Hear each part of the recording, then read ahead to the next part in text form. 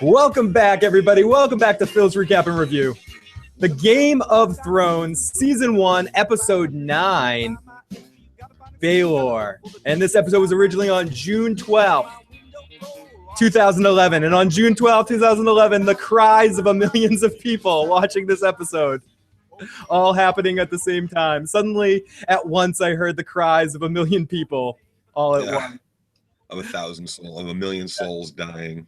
Somewhere Obi-Wan Kenobi's going, damn, shit. They didn't really just do that to Ned Stark, did they? Holy shit. Of course they did. Of course they did. And now I'm saying, of course, they did because of how far I've seen in the series. But if you're just seeing this for the first time, oh my!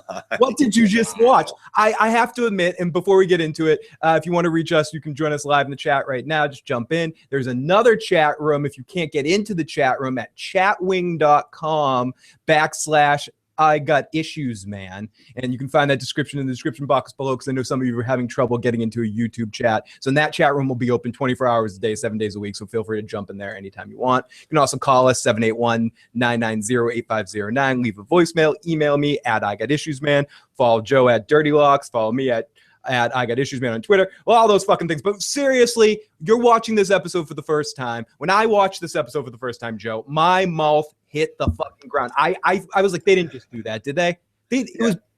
Yeah. What?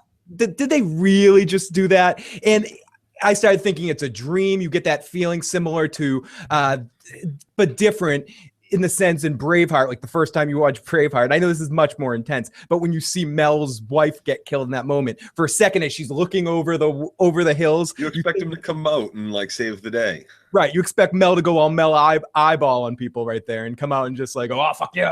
I'm going to fucking Mel Gibson you right now. But there are these galvanizing moments. It's like in John Wick.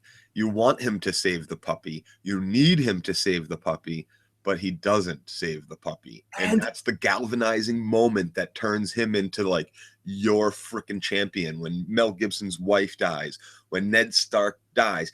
And I got to tell you, that Sean Bean was the whole reason I ordered HBO in the first place. And my subscription hasn't lapsed once since. And I got the series a little bit after it had finished the first season. I got HBO. And when I started watching it and it got to this episode, I was really kind of pissed. He was like, I was already pissed that the king was dead. He was the second biggest reason for me getting this, HBO Mark series. Addy. Those two, Mark Addy.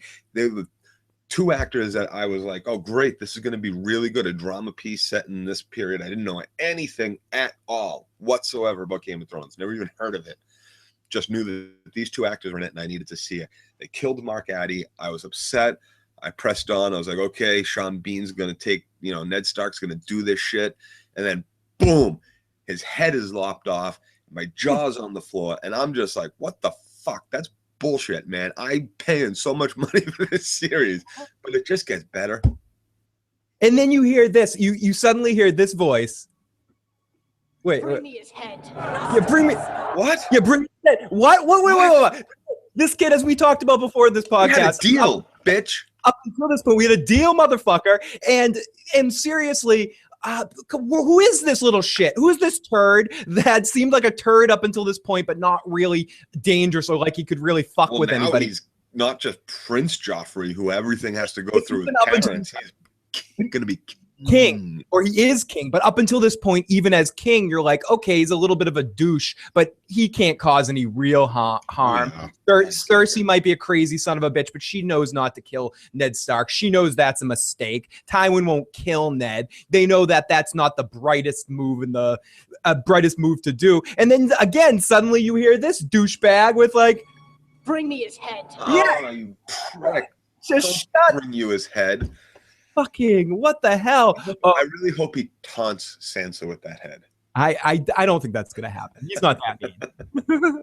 Okay, so Sam says, oh my God, it's Joe. I haven't seen you in a while. Sam also says, I hadn't read the books, listened to the audiobooks before watching season 5. So this was a truly shocking moment when I first saw it. And the way the dead silence after the head fell, so chill. And I agree. And the way the episode ended. And again, I can't say enough. The very first time I watched it, I'm thinking to myself, is this a dream? Is this really happening? They can't kill this guy off right now, because I'm watching this show. I didn't know anything about it before I watched season 1. We've talked about this before. We've both gone back since watching initially and then going back and reading the books, or with Joe and me listening to the audiobooks.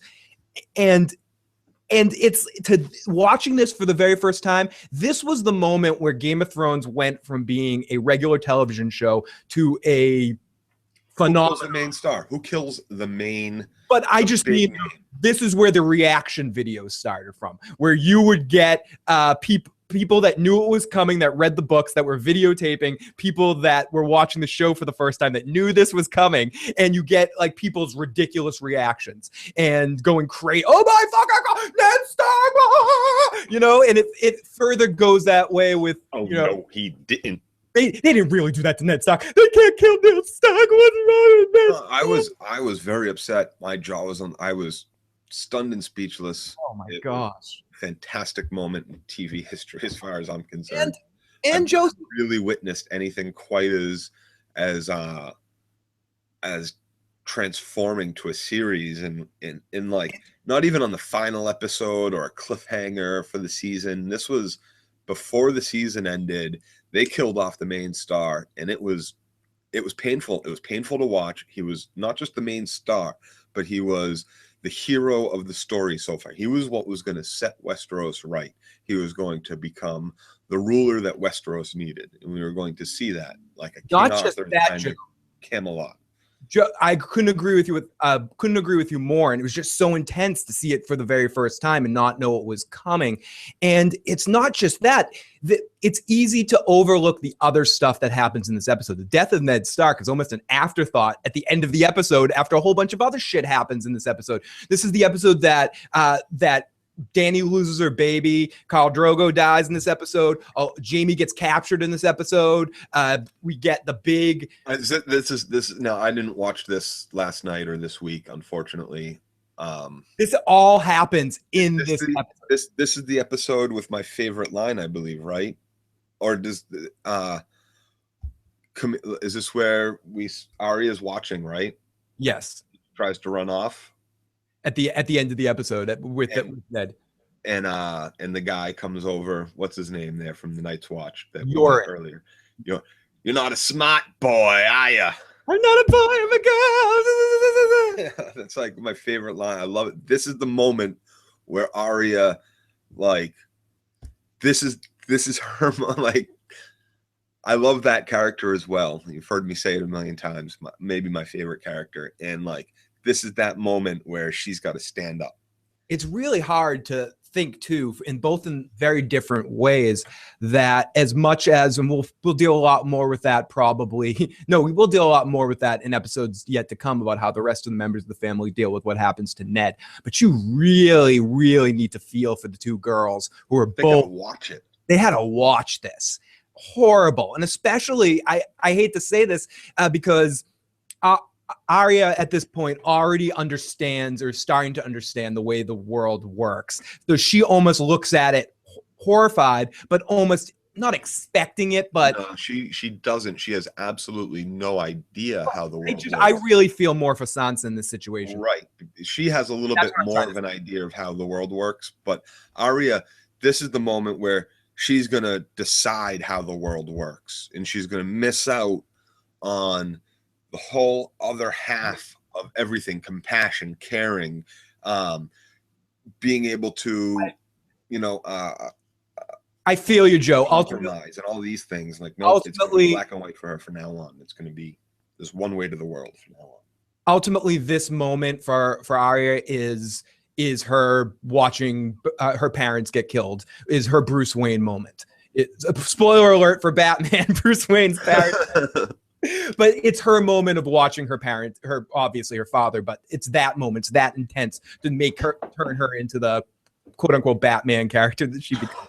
Sansa, why I feel really horrible for her for what she's gone through, but I feel most bad because the worst thing in the world to me is fucked up expectations. When you go into a situation and you're thinking it's going to go one way and it just goes the other direction. And Sansa went into this thinking, oh, Joffrey, and especially if we go a little bit into the books, Joffrey really loves me. He's going to protect me in this situation. He's the one. Anything that's going wrong in this situation is all Cersei's fault. Joffrey's really a good person. And ultimately, this is a huge shock. This is the wool being pulled out from over her eyes for the first time, her first real look at the horrible thing. And it's something that, whatever, well, she's had looks, but she's been blind to it because all she wants is to be queen, Joffrey's wife. She doesn't know Joffrey. She doesn't care about who Joffrey is at this point yet, really. She's starting to, obviously, because her dad was in prison for an episode, right? Yep. And a couple episodes now, or just one whole episode. Sam says, especially after she made the deal with Joffrey for her father's life, and even Cersei seemed like she was on board with it until she failed to stop their psychopathic son. Yeah, and it's worth mentioning, again, we don't like to dwell too much with the books, but it's made even more of a factor that Cersei really is pushing send Ned Stark to the wall thing. She has basically orchestrated this mostly herself, and it's a big, I'm not going to kill you. She knows enough to know that if they kill Ned Stark, it is going to start a rebellion and an uprising. Right. She hasn't quite taken all the cuckoo pills yet. She isn't quite down the path the cuckoo palace. She's smart enough to know that killing Ned Stark would not be the brightest move for their. I'm surprised anyone that listened to anything Joffrey said in that moment doesn't lose their head in the future in the next episode. And that's a big question I have just to think about. And it's stuff that's still left to be, speculated, that how much was this all pre-planned? Did Joffrey obviously told the Hound probably, or few people were prepared for what was going to happen here. Was this all Ilan Payne? Was this all a Littlefinger thing? Was this all orchestrated by Littlefinger? It's just interesting to look at this from a bigger end. Obviously, I don't think Littlefinger even wanted Ned Stark to lose his head in that moment. He wanted him to suffer more than that. And this puts a wrinkle in his plans, at least, I believe. And I think if Cersei had just stepped forward, everybody was in shock that Joffrey yelled that. If you just basically ignore him, you remove any power he has in the future, he becomes a puppet king. There was a couple people that knew. Meryn Trent seemed to immediately know, and Ilan Payne knew. Yeah, it seemed like Joffrey prepared them, and I bet the Hound probably knew as well. Of course, the Hound knew. He was in the room for the conversations. Right. He which being his number one, his number one.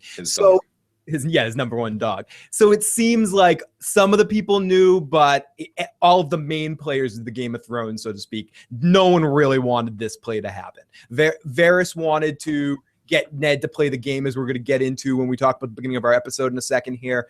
Littlefinger, as I agree with you, Ned Stark being alive and being a chip to be played with back and forth and distract the Lannisters and all that. I'm sure he would think the way he thinks is he'll make do of any situation. Chaos isn't necessarily a bad thing for him, but he was probably like, I didn't see this one coming. Or some could speculate that Littlefinger had something to do with it. I think Varys is upset about it as well. More upset than Littlefinger, because Littlefinger doesn't like the Starks at all, personally as well. But Varys, I think, looks at Stark like he was going to be a very useful tool in whatever Varys' plan was. It's interesting to mention too, or it's important to mention that we talked about this a couple episodes ago about Varys when he was talking to Ilario in the dungeons, saying very loudly, so Arya, or not knowing Arya was listening, but so we could hear it, we can't just kill this hand. This hand isn't like the other. And meaning Ned Stark has a lot of powerful friends. It will mess with whatever our agenda is to get all the North uprising. As Lynch Stroll, welcome, the North will rise again. Critch, no, you're just immediate reactions to the episode. We hasn't really gotten into the recap yet. Sam, not really. We're just discussing what happened at the end of the episode, but didn't actually start the recap yet. Exactly. So that's a good point in time to just lead into our recap. I'm sure we'll talk a lot more about this stuff as we go. So the episode opens up. We start with Varys visiting Ned Stark in the dungeon. And again, we get a little bit more of this in the books, but ultimately, I can't remember if I mentioned this in the last recap. Varys disguises himself for a very long time as a turnkey in the Red Keep dungeons. They don't play it up as much on the show, but he's a master of disguise, and he's constantly, doing the Leonardo DiCaprio thing from Catch Me If You Can. You're dressing up as other people and just, conning his way into situations. And one of the jobs he's conned his way into is being a turnkey, being a guard in the prison. So that's why he can kind of just go in and out and talk to Ned, and no one really bothers him, because he's actually in disguise as someone that's. I thought it was he knew the passages, and he does, but he also disguised himself as a turnkey. I actually just listened to that section of the audiobook the other day. So Varys visits Stark in the dungeons under the Red Keep. He tells that Sansa begged for his life before the court, and Robb is leading an army from the north. And it's a very, very fun scene with Ned and Varys. I love the back and forth between the two of them, because they couldn't be more different people and different ways of looking. Ned Stark is black and white as well. Like, there's right and there's wrong, and Varys sees all the shades. Exactly. There's right. Yeah, you want to tell Cersei that she's, you want Cersei to pay. That's right. You don't want Joffrey on the throne. Cersei's not, he's not the actual king. But you don't go up and tell her to prepare for being thrown out of the Red Keep. What were you thinking? Do it. Do it, then you go back to Winterfell, or you leave, you go back to Winterfell, you swear loyalty to Joffrey and go to Winterfell, and then start your plan from there when you're not in a dungeon somewhere. Ned, shut up. Yeah, you really messed this all up. My role is to be sly, obsequious, and without scruples. So he comes in there, and you've seen better days. Another visit. It seems you're my last friend. So he tells him Sansa came to court, and he tells him he doesn't want him to die. And then we get a very awesome story. I wouldn't say it was awesome, but Ned pushes Varys, and Varys tells the story about when I was a boy, before they cut my balls off with a hot knife, I traveled with a group of actors through the free cities. They taught me that each man has a role to play. The same is true in court. I'm the master of whispers. My role is to be sly and without scruples. I'm a good actor, my lord. Ned just doesn't get this. Ned can't understand that concept. I love Ned Stark to death, but he just does not have the capability to understand anything Varys is trying to say into him in this scene, to me anyways. He just doesn't get it, because Ned's like, can you set me free? What? You're so helpful to me. Why didn't you stand up when all my men were being killed? Are you seriously asking me that question? Right. With what army? What do you want me to do? You want me to throw my little sack of nuts at them? Come on. What are you doing? No riddles, no story. Tell me what you want. He wants peace, and I agree. I think Varys does want peace. But at what cost? At what price? Peace under whose rule? Okay, peace with the whole realm in ruins, or peace with the whole realm under whose command? Some could argue, especially the show, is basically all about a game of chess between Littlefinger and Varys, and ultimately they both will use the same means to get their goals, but one's goal is chaos, one's goal is peace, and they both will go any path to get to those places. And ultimately, Varys, I believe him, like you just said, he wants peace, but he will destroy everything to get that peace, I think, personally.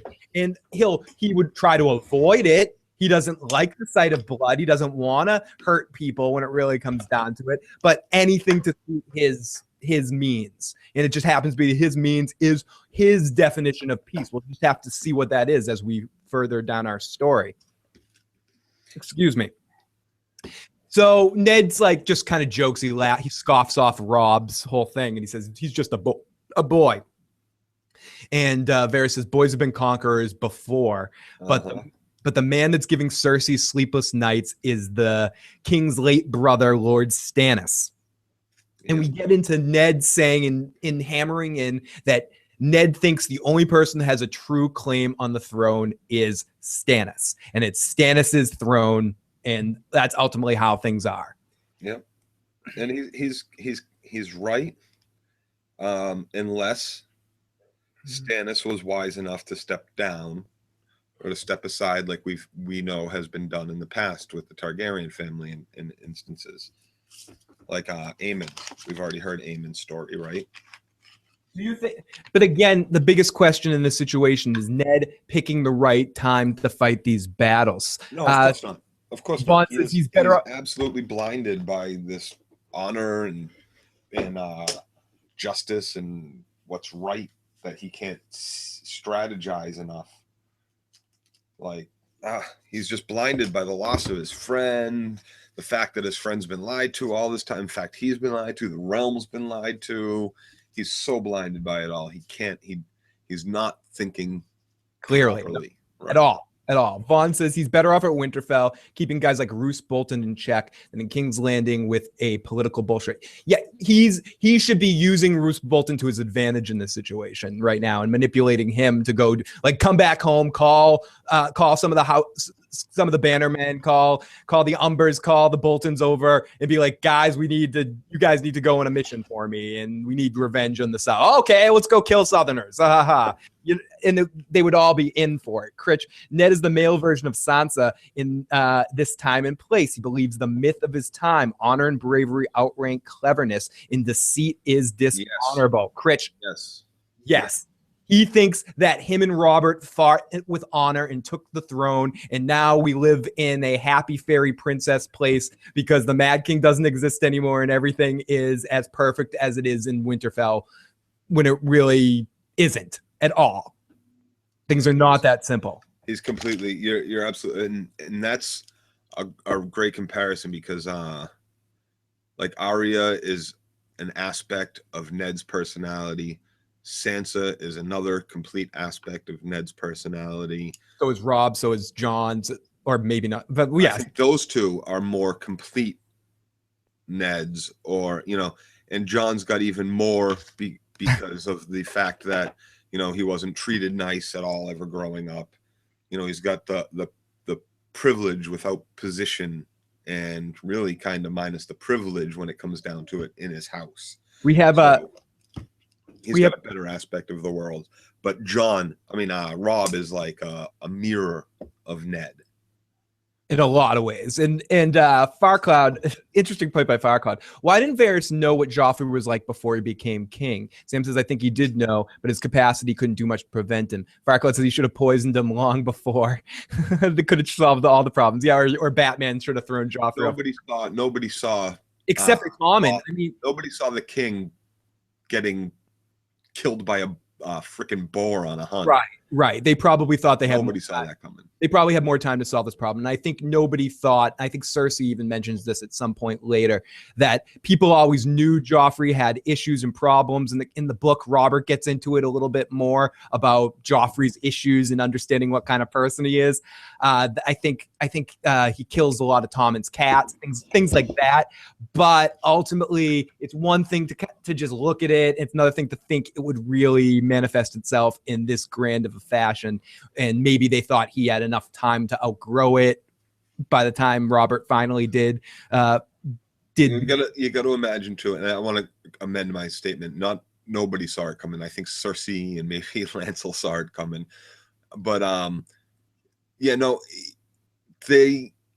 Joffrey spent most of his childhood being brought up at his mother's side. Part of what his problem is, she kept a close watch on him to a point. Now that he's a little older, he's off wandering around with the Hound, getting into trouble, causing mischief. But it's very hard to get at Joffrey, especially with the Hound always by his side, or him always near his mother getting mothered and shit. So So it is, and having someone like Cersei as your main influential force, and being someone that's already predisposed to killing cats and doing other horrible things that Robert had caught him doing, it's safe to say you can understand what that was the perfect hotbed for this kind of douchebaggery. For someone like this that's going to feel this entitled and have the bloodlust within him.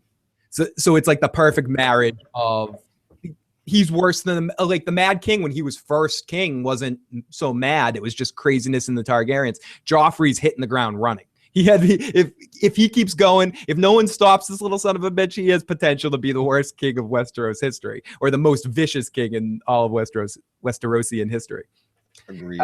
Critch says also Varys might favor a weak king, but not so soon. Yeah, he has a plan that has a certain timetable on it, and he doesn't want to rush that plan. He has patience, and we'll see as time goes if we learn more about what Varys's true plan is. Okay, so ultimately to top off this scene, it's a very interesting reaction where Varys is trying to get Ned to fight for his life. And we talked about this a little bit before, but ultimately he's like, listen, you need to go and admit this in public to everybody. You need to admit Joffrey is the true king and say shit like this. I come before you to confess my treason in the sight of gods and men. You have to get up in front of everybody and go deal with it. And someone's going to yell, shame, shame, shame at you or something like that. Does he ask for the black in that speech? No. That's the one thing he should have said too. No, Varys mentions it though, that Cersei will allow him to, right. If you do all that, Cersei will allow you to go live up there with your bastard son. And Ned's reaction to that is, you think my life is some precious thing to me, that I would trade my honor for a few more years of what? That says a lot about what he sent Jon to, but forget about that. You grew up with actors. You learned their craft and you learned it well. But I grew up with soldiers. I learned how to die a long time ago. And Varys turns to him and goes, pity. And then such a pity, and walks away, gives him one last stare, long pause, and goes, but what of your daughter's life, my lord? Is that a precious thing to you? As the screen hushes to back. It's just this what the fuck scene as Ned looks and goes, you bastard. Like, he's blaming, again, his biggest he's blaming Varys for this. Varys isn't doing anything. Varys is giving him options. He's trying to save his children's life in this situation. It's not his fault that Joffrey ends up going cuckoo canuku and fucking the whole plan up, but I think Varys also knows that with Ned alive, it keeps war at bay. It's not just about his daughters. He really needs Ned Stark not to be beheaded here. Yes. So we get after that scene, a little bit more stuff happens at that scene, but basically it's just back and forth with them going. So then we get the music creeping off. We get a big swoosh of darkness coming over Ned Stark. To hear Nero's violin in the background. And I love all the lead up in this episode as the under theme, the Game of Thrones, it's almost through this entire episode leading up to the big climax that happens at the end of this episode. And it's just, you just wait. This is coming back later, and it's not going to be good. So we go to a crow. It's not Katie, but it's Theon shoots down. Katie shoots down one of Katie's brothers, and we have a scene with the Karstark, Theon, Catelyn, Roderick Payne, and they're shooting down any of the crows that are going to or coming from the twins to make sure Walder Frey doesn't read about anything that's going on. And they just keep shooting him down, and we get this whole scene interacting with them about the Freys. This is where we learn a lot more about Walder Frey and how he didn't show up at the Trident until it was who was decided the winner, and that expect nothing from him, and you won't be disappointed. The Freys are your bannermen to the Tullys, Catelyn's family, and they're kind of the worst. They make the Boltons look like good bannermen. They're just bad. At least we're presented them as bad people. What's your opinion? My opinion is Walder Frey basically, or his family, built these twins and have been exacting tolls for 600 years. Yep, from the south and the north. And that, whenever I have to go over the Tobin Bridge, I say, man, this shit's been paid for over again. Why are we still paying for it? Like the big dig, man, that stuff was paid for. Why are we still how long are we gonna pay for that forever? It's it makes you bitter. You don't want to pay tolls. Every time you go into New Hampshire on 95, you got to pay a toll, but they don't got to pay one to come down to us. It's bullshit. Like, come on. So I feel like everybody's resented him so much and has looked at him like his wealth has come from not the most noble of ways. He's kind of extorted people to be able to go north and south for so long, the family, that he's not the most noble of lords, and so he feels that, and he doesn't want to throw his full loyalty any which way, because they've been looked down on for so long by all the other nobility. Yep. And you get that feeling as I tried to play with maps there. No, that was good. That was. I tried. I'll try to prepare that stuff for next time to actually have stuff. I just actually Googled that up and bring that back up real quick. Okay, 1 second. It's gonna take a second. Or I could pull the map down here. Yeah. Okay, here we go. Let's jump in the chat room for a second. Yeah, if anything, versus probably Ned the Only Front. Trigger warning before you mention the phrase. I got post-traumatic stress disorder. This is Lynch Troll. Sam says, "Oh, believe me, I go to school. I'm resentful of that bridge troll. Yeah, but goes to school over a bridge and resentful of those bridge trolls, bridge tolls. And I know Lynch Troll. I hate the phrase more than any other family. Such like little vicious sons of bitches, and you get that feeling right from the beginning when we meet him. So yeah, the twins are right here along the river, and because of the marsh and the mountains, there's really only one way through with the King's Road, and they extract the toll. So you can't go up and down the river without paying the toll from them. You can't use the road, and this bottleneck, it really, supplies got to get back and forth. People got to travel back and forth. So they don't really like them, The Winterfell's a couple hundred miles north, King's Landing a couple hundred miles south. He could either be loyal to the Tullys in the Riverlands, or he can be loyal to the Starks in the north. And he'd prefer to be a lord like the Tullys or the Starks. Back, everybody. Welcome back to the Game of Thrones recap. Sorry about that. We had some technical difficulties with YouTube. The whole YouTube system crashed, so that shit happens. And what I'll do is I'll end up downloading both episodes off of YouTube when I am done here and edit them together for one big long video. And unfortunately, also, Joe had to leave us. Joe said, "Go fuck yourself, Phil. Don't want to talk to you anymore. Don't like you. We've been friends for way too long. It's all over. Our friendship's done." No, Joe had to get ready for work and get ready to drive Katie to work. So get a lot of preparation to do. He's got some preparation H all over his shit. No. So hopefully, possibly he may be back to join us later, but probably not. He will be back obviously on Sunday to talk Game of Thrones, and hopefully next week when we do episode 10. So right now we're in this point where they're all talking about what the hell to do in this situation. And I think it is right for Kat to step up, as Joe was saying. Robb, she knows Walder Frey, and she knows what kind of guy he is, and knows that not him and Robb probably wouldn't be good dealing with each other face to face. It would cause more problems than it was worth. And it would just ultimately exasperate the situation. Here we go. Can everyone hear me okay? I just want to make sure of that. Just make sure that we're all running okay. And anyone that's in the room right now, let me know. Because if you can't hear me, then I know it's my equipment, not YouTube, but I doubt that. Probably this fucking the streaming service is a bit of the pain in the ball sometimes. Let's see. Let me reconnect over here.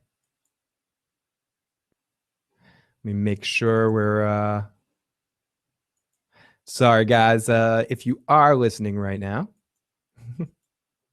I'm just stalling for time while I set this all up and make sure try to get somebody in the chat that can actually hear me. And let me see. Yeah, it seems like it's working. And I think, yeah, there I am. I'm loud, obnoxious. You can hear me. Thank goodness, Dean. Well, I feel bad for you. Sorry about that. This is part 2 And as I mentioned, I'm going to download both of these after the fact. And then combine them together and re-upload it as one big video. So guys, sorry about this. I have a theory that I would like to hear your opinion on. I think that the series will end with Rick as the new king of the North. If you think about it, or Rickon, as it's funny when you say Rick, because I have Walking Dead in the mind. I'm like thinking Rick Grimes coming into Westeros. I'm making Carl my Rickon as the new king of the North. If you think about it, Bran is a cripple, Robb is dead, Arya is a faceless man, and Sansa is Sansa. Rickon is the last capable Stark and the last capable male Stark. I could absolutely see that happening. And I think it's obvious. Well, it's obvious that he needs to play some sort of a part in the end game of what's going to go on. And he is going to come back, and him and his wolf are going to be a factor in something to do with the action that happens in the North. I think he is the more likely candidate to be the Lord of Winterfell and possibly the king in the North. I think it makes a lot of sense. I definitely think that makes a lot of sense. Bum, bum, bum. Part 1 went poof. Yes, it just disappeared. I don't know what happened there. YouTube wanted to stop us. Or it was Joe knowing he had to go, so he wanted to end things off with a bang and just make the whole thing explode. No, we're having technical difficulties. Do you know what I really blame? I blame the fact that I did that screen share shit where I showed the map on the screen, where I got the digital map up there. I think it just crashed the system because my computer was like, cannot handle this, cannot handle all the pressure. I believe he is coming back for season 6. I don't know if that's confirmed. I'm trying. This is a weird thing, and it's a bigger issue before we get back into our recap, just about Game of Thrones in general. That there's a lot of freaking information out there right now. I had to sort of shut myself off from it from a certain point in time, and I know I'm somebody that comes up there and babbles about Game of Thrones, so I should probably look at all of it, make videos about talking about it and stuff. But I'm trying to. I still look at things a lot of times like straight up fan ways, and I don't want to. Game of Thrones is one of those things that I don't want to be spoiled, and I don't mind knowing some information, but it's getting freaking carried away. Every single day, another piece of information, another clip from another piece of film. I like little tidbits that can make me curious, but I don't like that I'm starting to know so much about what's going to happen in season 6. So I've sort of had to shut myself off to it. Kaylana and I were talking about this on Twitter, and she's the same way, sort of having to shut off the back noise of it all a little bit because I want to be surprised and I don't want to have these expectations of that I know what's going to happen. I'm actually excited. This is the first time that I have no book knowledge or nothing, and I'm just kind of going into something like, what could possibly happen here? So I'm curious. So I'm trying to stay a little bit away from that stuff. It's hard though, because a lot of it's really interesting, and there's a lot of cool people that I know that are talking about it, and I'm listening to them talk, and I'm like, oh God, do I want to know this or do I not want to know this? Or people are sending me, friends are sending me emails about stuff that's going on in the set, and I'm excited about it. I want to keep getting those emails, but part of me is like, uh-oh. Confirmation, big XYZ happening to big XYZ, and man number A is fighting man number Z in the epic battle of all time. It's happening. I'm trying to keep my way away from it. Crit, Sansa mounts the Iron Throne figuratively. Arya is her Varys. Jon is the Hand. Dany rules the East as Khaleesi and Mother of Dragons. And Rickon hold Winterfells. I'm the same way. Got my favorite shows. I like to enter and experience everything for the first time, but it's so tempting to see all the spoilers from the set. It really is.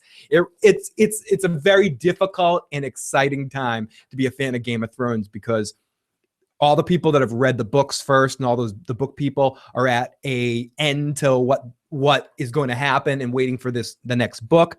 Us and the show people were virtually at the same place, even though this season's going to go back and do a lot of the Feast of Crows stuff that they skipped over.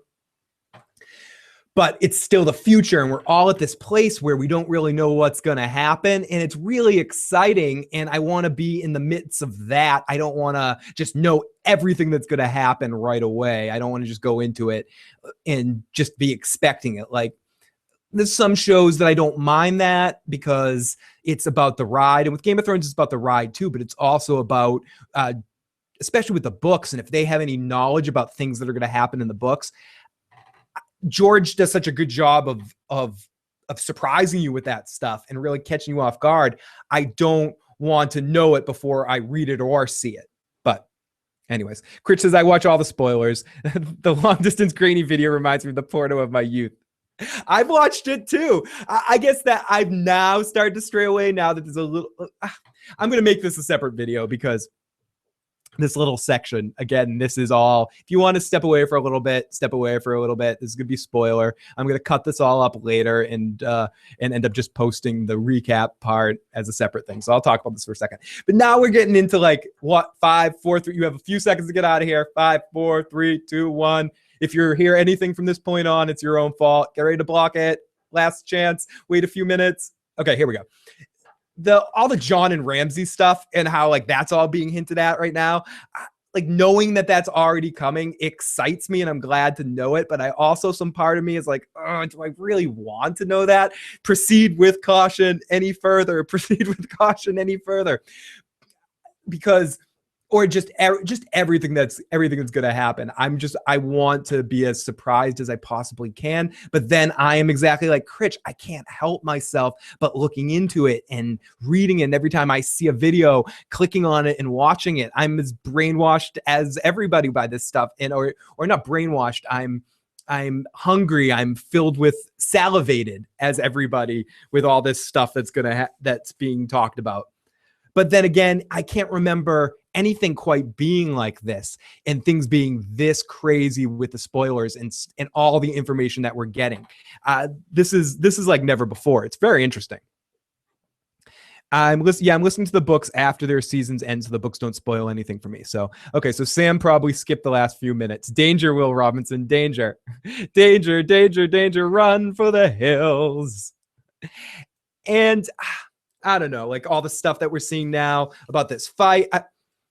It's going to be very fun to see this season. And I've also got a little bit, here's one last little spoiler that I've heard. I've heard that there's one scene that alone cost about $25 million. And it's kind of a short-ish scene. So that seems to be that there's going to be some huge CG or a huge big battle with thousands and thousands of extras. We know a lot about what's going to be happening in season 6, and it's going to be fun to watch regardless, but I do want something surprised for me. And it seems like already a lot of these spoilers have not messed things up, but have already declared some things that everybody probably already realized or thought, like Jon's fate, which is kind of an obvious thing when there's no way Jon Snow's dead. And I think most people, anyone that would think Jon Snow's dead, it's funny with talking to some book people leading up to that. I'm surprised how many people do actually think or thought up until the season and up until all of this that, yeah, Jon did die in the books. And some of these spoilers are like, oh, they fucking spoiled the books for me. Go figure. I always thought, even because in that section, I read that in the book before or listened to it before I saw it on the show. I always thought he warged into Ghost is what I always thought happened. But on the show, obviously, that probably didn't happen. Okay. So I guess that's enough of that. That's enough of that. Well, let's get back into this episode, and we can talk more about season 6 speculation stuff as we get closer. Joe, Kate, and I will do a podcast about that. Spoiling is over. If you're listening now, spoiling is over. It's hard to tell because I don't know when you're coming back in. La la la, Lynch Troll. At this point right now, when I'm saying your name, Lynch Troll, spoiling is done. So skip to the. So is in the chat, tell him to skip to the furthest point in the video and you'll be fine. So back to this situation. He says, yeah, and this isn't spoiler. So you got to wonder if these fans work for the CIA, better yet, NASA satellites for repositioning over sets. Yeah, they're getting in there, hiding in the woods. You gotta respect that kind of effort. Oh my gosh. Okay. It feels weird going back in time here, but let me get back in the DeLorean and go back to 88 miles per hour back in time. Zoom, zoom, zoom. So enter the twins alone and they'll sell you into the dungeons or they'll slit your throat. Robb says my father would do whatever it takes. And if I want my army to get through, there's no getting out of this. We need to go suck suck his kneecaps. Go kiss Walder Frey's ass. And this is where Cat steps up. I was a girl, he wouldn't harm me. Well, unless there was a prophet in it. And they continue. So then we get to see Cat and Walder Frey talking together, which is a really, really funny interaction between the two of them. Why aren't you playing, quote? I have audio clips and it's not playing, you fucking son of a bitch. You fucking son of a bitch audio. Is there somewhere we can talk? We're talking now. And he's a funny guy. Like they have the guy playing him is the guy who plays forget the character's name in Harry Potter, but he plays a dick in Harry Potter too, and he's perfect for the part. And you walk right in there. She goes into a hall, and there's just tons of his family all sitting around watching, and it seems like they're used to this kind of treatment, and they're used to the way he treats other people. He's just like, "What do you want?" with so much contempt. And Kat's trying to play the game. It's such a pleasure to see you. And she's like, "Spare me. Your boy's too proud to come in here and see me. What about how am I supposed to do with you?" And one of his sons goes, "Father, show her some respect." And she's like, "Fuck you. I don't have to throw her some respect. And I need lessons in courtesy from you, you bastard. Your mother would still be a milkmaid if I hadn't squirted her into your belly." Whoa. Holy shit. What kind of guy is this? It's really fun to listen to. And learn about this guy. And just for the first time, he's just really fun. The actor is kicking ass and enjoying himself to the nth degree on screen. You can just see it must be so much fun to play this kind of a dick. And he is just eating up every second of it. And he just rules in this scene. And just seeing him with all of his family and the back and forth between him and his family, it really is hilarious. And this episode, especially this section of this episode, is very funny. This leading into the scene with Robb and his camp. It's some pretty funny shit. Flinch, thank you. Or Finch. Filch. Thank you. Filch. Yeah, back to episode 9. Kat knows what a prick Walder Frey is, and she's smart that she went in for Robb. The actor's name is David Bradley. Thank you. Yeah, he's the janitor in Harry Potter. Thank you so much for that. Yep. And David Bradley is good at playing a miserable bastard. He is so good at it. He's one of those actors, and there's just some actors that are tremendous at playing this kind of dick. And he's one of the best. He really is. And you just have so much contempt for him the minute you see him on screen. And I don't like this guy. Nope. And then eventually he grabs Kat's hand and he kisses her. And even kissing her on the hand is freaking gross. He like licks her hand. Blah, blah, blah, blah, blah, blah, blah. It's just, it's so gross. Did you ever wonder? Whoops, sorry. Wrong one. Oh gosh. It's just gross. And Kat asks if they can talk alone, and he kicks everyone out. He slaps one of them on one of the girls on the ass as she's walking out, and you see that little flower. A little flower. I think he said she's like 12 years old or something. I didn't get the exact quote down. And a little flower, and her honey's all like if we needed more of scumbag Walder Frey, he's got a. It's just disgusting the way he puts it, and he's just all like. Oh, he's such a gross little dirty old prick. Oh my gosh. In Kat's support, she's really trying to hold this together. She's really trying to be respectful to him and give him the kind of treatment that she feels like he wants. I'm sure she'll give you many sons. And he's just like, what?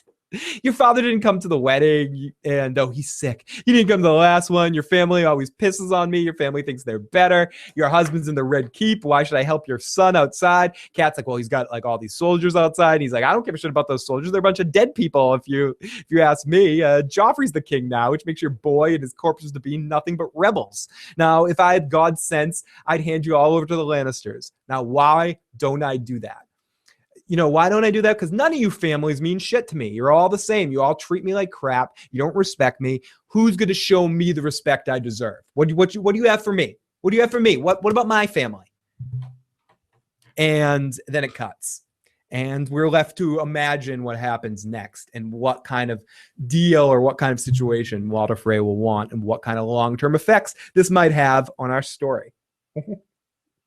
Excuse me. So then we go to the wall where Mormon and Jon are talking, and Jon Hand is somewhat recovering from last week in that whole big thing with the dead bodies coming back to life and attacking Mormont and Ghost saving the day. So Mormont wants to know when he'll be able to use his hand and how long Aemon thinks before he'll be able to use it. He thinks it's good, and this scene's all about Mormont presenting to Jon his family sword, and it is called Longclaw. It's a Valyrian steel sword. He has changed the end of it, the hilt of it, the pommel, excuse me. Instead of a bear for the House Mormont, he changed it to a wolf for him, and he's really happy he did this. You can tell Mormont's really excited he did this. He wants to pay this as a gift for him because he doesn't have any, because his son, who we know is Jorah, who we've met already over on the other side of the pond, over there in Essos, before he had to leave Westeros because of the problems he had had enough honor to leave the family sword. So Mormont feels at least he did that. And I want to pass on the sword to somebody, and my son isn't going to have kids. He's exiled, or he exiled himself and isn't coming back. So I might as well give it to you because you're the closest thing to a son I have, and you saved my fucking life. And you'll actually make use of this sword. So here, take it.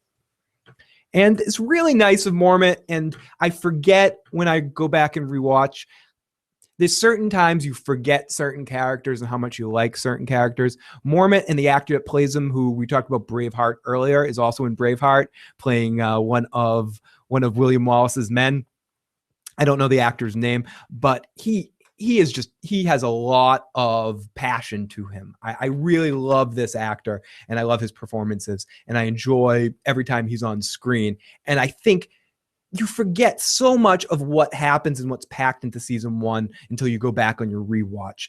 And going back and rewatching this episode specifically, they really crafted this episode knowing that this is going to be one of the most watched episodes of Game of Thrones, and knowing what they eventually lead to in this episode. And there's just so much awesome stuff happening in this episode. Here's another part of this, another part of change and progression here of Jon getting his Valyrian steel sword that, if we hop into modern times, may become very useful later on in his life. So it's very interesting to see this, and it's very exciting to see these points in this episode right now and seeing how this all progresses. I really love this.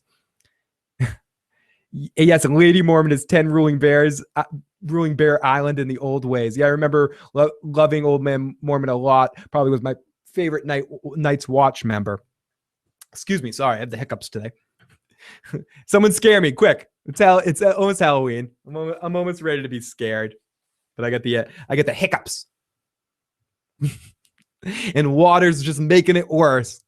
Okay, so it's a really awesome scene that eventually leads to Jon smiling. Oh my God, early Jon Snow smiling is a rare occurrence, and we get him smiling in this scene as he tries to refute it, but ultimately relents and takes the sword, and it's a really big deal for him as he comes outside to the yard to many cheers and fanfares of the people, except for Rast, who's really pissed off about the situation, kind of walks away in a huff. But everyone else is very, very happy. They all want to get a look at the sword. Let me see it. See. Let me see it. But except for Sam. Now, Sam is sitting on the bench looking very, very sad. So Jon leaves the sword with a bunch of guys throwing it around that in no way could cut themselves in a Valyrian steel sword, throwing it around like that. But they're all playing grab ass with the sword. And Jon goes over to Sam and he's like, listen, dude, what's going on? Tell me what the hell you have to say. What's up here? And Sam's like, I'm really not supposed to say. But he's like, no. I'm really not supposed to say. Say it, Sam. I'm really not supposed to say. Fucking say it, dude. I'm really... Okay, I'll say it. And he says, they start talking. He goes, I'm not supposed to say. Long pause. There was a raven to Master Aemon. It was from your brother, Robb. And immediately Jon's mood changes. He's like, what? And he's heading south with all of his bannermen. They've rallied to his side. They'll keep him safe. And Jon, completely miserable. Like I wrote in my notes, almost sad, but totally sad. Miserable that he's not there. But what I wonder is he sad because he wishes he could be there to protect his brother, or that he's not there to get the quote unquote glory with his brother? I definitely think he wants to protect Robb and thinks he should be there by his side to protect him. And he's thinking, oh shit, all he's got is Theon. Oh God. And he really But I believe probably some of it too is the glory to fight for House Stark and thinking that he would never have an opportunity to do that and being where he was. And I feel bad for Jon in this moment because you can tell how much he really does love Robb and how much he really does love his father and how he wanted to go fight for him in one situation when he first heard about it and now hearing this is just another thing it's taking a lot of strength for him not to run and not to go. Yeah, I really feel for Jon. He has a big heart. And we get grumpy Jon a little bit here, like blah, blah, blah, blah, in the scene with Aemon when we'll get to it here. But and I definitely can emotionally understand where Jon's coming from, and it's a hard situation, really difficult. It's everyone knows that feeling when you make a decision and you make it, and then right after you make that decision, something else happens. That's like, oh shit, I should have done that instead. Damn, why did I sign up to go here? Why did I sign up for that class when I could have signed up for the 10:30 class, and that hot fucking girl or guy I want to get with is sitting right next to me in that class, or would have been sitting right next to me because that teacher does alphabetical or whatever. You know what I'm saying? And you're like, damn, why the fuck did I do that? Why did I buy that when it goes on sale next week? And Jon's got a big amount of buyer's remorse. I'm just saying, yes, we're referring to the same skull and not Robert's hand on Cersei's cheek. The one is sound clapping. I feel really bad for him. So then we go to a great visual in this scene, a great visual in the twins of Cat riding, and it's a very awesome visual. I really do like it. And come on, guys, let's not lose our heads. The sounds of one hand's clapping and not Robert's hand on Cersei's cheek. Sam says the video's frozen again. Oh, please refresh. I hope it is not frozen again. That would really, really suck. Yeah, referring to the same skull. Oh, the one at Craster's Keep. Mind if I fill that skull full of gin from Gin Alley?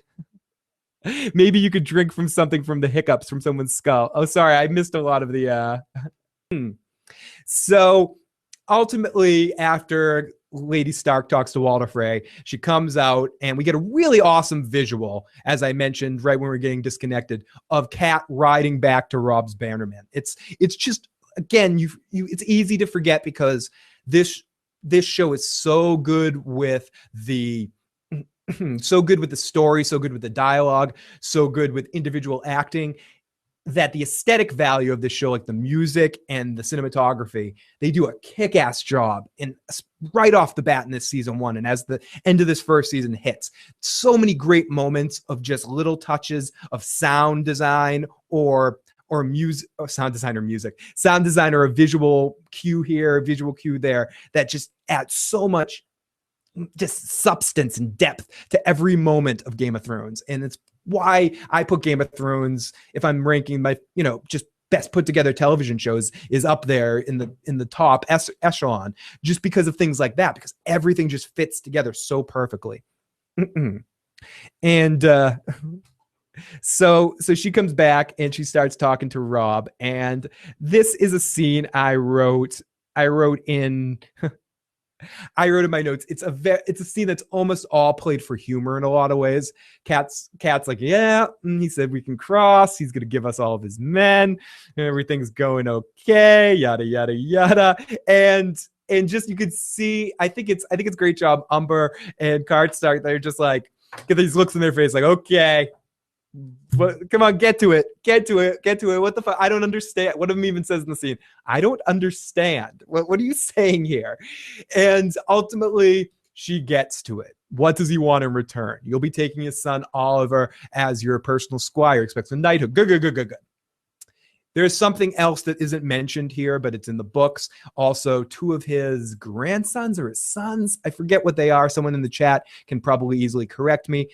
Go to Winterfell and Bran and Rickon are forced to like hang out with him all the time and stuff. And Rickon actually likes them, but then Shaggy Dog attacks one of them. It turns into a big brouhaha. There's a whole side story with Bran and a couple of Freys, which are fallouts because of the situation too. And I believe they're called Walta and Walta. But I forget if they're his sons or his nephews or his grandsons. Someone can probably correct me pretty easily about that. So Kat ends up getting into this whole thing about what Robb needs to do, and he needs to do all this. And Arya will marry his son Waldron when they both become of age. Robb thinks this is funny. Arya won't like this. She won't be happy. Theon's very much enjoying all this too, smiling. And when the fighting's done, you will marry one of his daughters, whichever you prefer, is a number that he thinks will be suitable. We talked about this scene earlier, and Carmine from Red Team Review was mentioning how, especially in the books, his daughters are talked about to be like really, really, really, really gross. And except for maybe like one of them, the one that ends up marrying Edmure. And she's like, and we get that here where Kat's like, I did look at them. And one of them is, and people kind of look on, very curious to see how Robb will react to that and what Robb's reaction will be to that. And Robb says, do I consent? Can I refuse? Not if you want to cross. And then he gets that look on his face like, well, my father do, and my father would marry you, Kat, so he would agree to do anything. No, I love Kat. And ultimately he consents. And we see the twins. We see a long visual shot just to go connect to what I was saying at the beginning. Another really great visual action moving scene of all the men crossing the twins and just the visual act of it all happening to symbolize the passage of a good amount of time that's supposed to go through in this moment. Let's jump into the chat for a second. Little and Big Frey, God, I hate them. Yeah, talking about what we were talking about before. Kaylana, we never see Frey's kid as a squire, did we? I don't think so. They sort of just graze all over this. I have to admit, season 2 is not as fresh in my mind as seasons 3, 4, and 1 are. So it's going to be very fun to go back into our rewatch of season 2, just to watch those episodes again, because they're kind of not as fresh in my mind. So that's going to be really fun. And I'd say season 3 probably too. Season 2 and 3 are probably the ones that are least fresh in my mind, because they're the ones I haven't watched as many as I've watched, or as many or as soon. I've seen 4 and 1 the most, and I've seen 5 the most recent. So 2 and 3 are going to be interesting to go back and rewatch. Lynch Troll says Ramsay should have burned them instead of the Miller's kids. Yeah. Sam says, well, Theon actually burned the children, not Ramsay. Crit says 1 or 2 of them is suitable. 1 or 2 of them is suitable. Oh yeah, I forgot about that. Ramsay kind of pushed him into that. Lola says, what I miss? Lola, you missed a lot of disconnections and a lot of disappointment. You missed Joe telling us all he loved us and he's busy for the day, but did check in at the beginning of this podcast. And all these videos will not be going public, not going public right at first. I'm going to take them all down and edit them together, because this is technically our 3rd shot at this. Third shot, and you missed a lot of just random babblery by me that will probably be cut out of the final recording. So just that. Not much. Ramsay burned down Winterfell though, but for the most part, the party just started because you're here. So that's all that matters, is that you can join us now. And that's why I'm glad to do these daytime podcasts, because I noticed that Lynch Troll, Kaylana, you're not always able to join us live. We had a couple people in the earlier cast too that were listening to us from work that get to just check in, or some people that from different parts that can check out at different times. So let's continue on to this episode. So then we go to a really, probably one of my favorite scenes in the episode, next to our final scene where hopefully Ned Stark gets saved. But no, probably my most... This scene, when I first watched it, really moved. I was like, what the hell is going on here? This is one of those scenes that makes you want to know more about Game of Thrones and just understand what's going on. It's Jon and Maester Aemon's scene. Aemon's chopping up food for ravens, a feast for crows. I don't know what he's doing, or messages. And he comes in, he goes, Sam said you wanted to see me. And he goes, I did. Would you be kind enough to assist me? And Jon half-assed kind of helps him, but really just kind of avoiding eye contact. And Aemon just goes right in, tell me, do you ever wonder why the men of the Night's Watch take no wives and father no children? And Jon's like, no. So that they will not love. Love is the death of duty.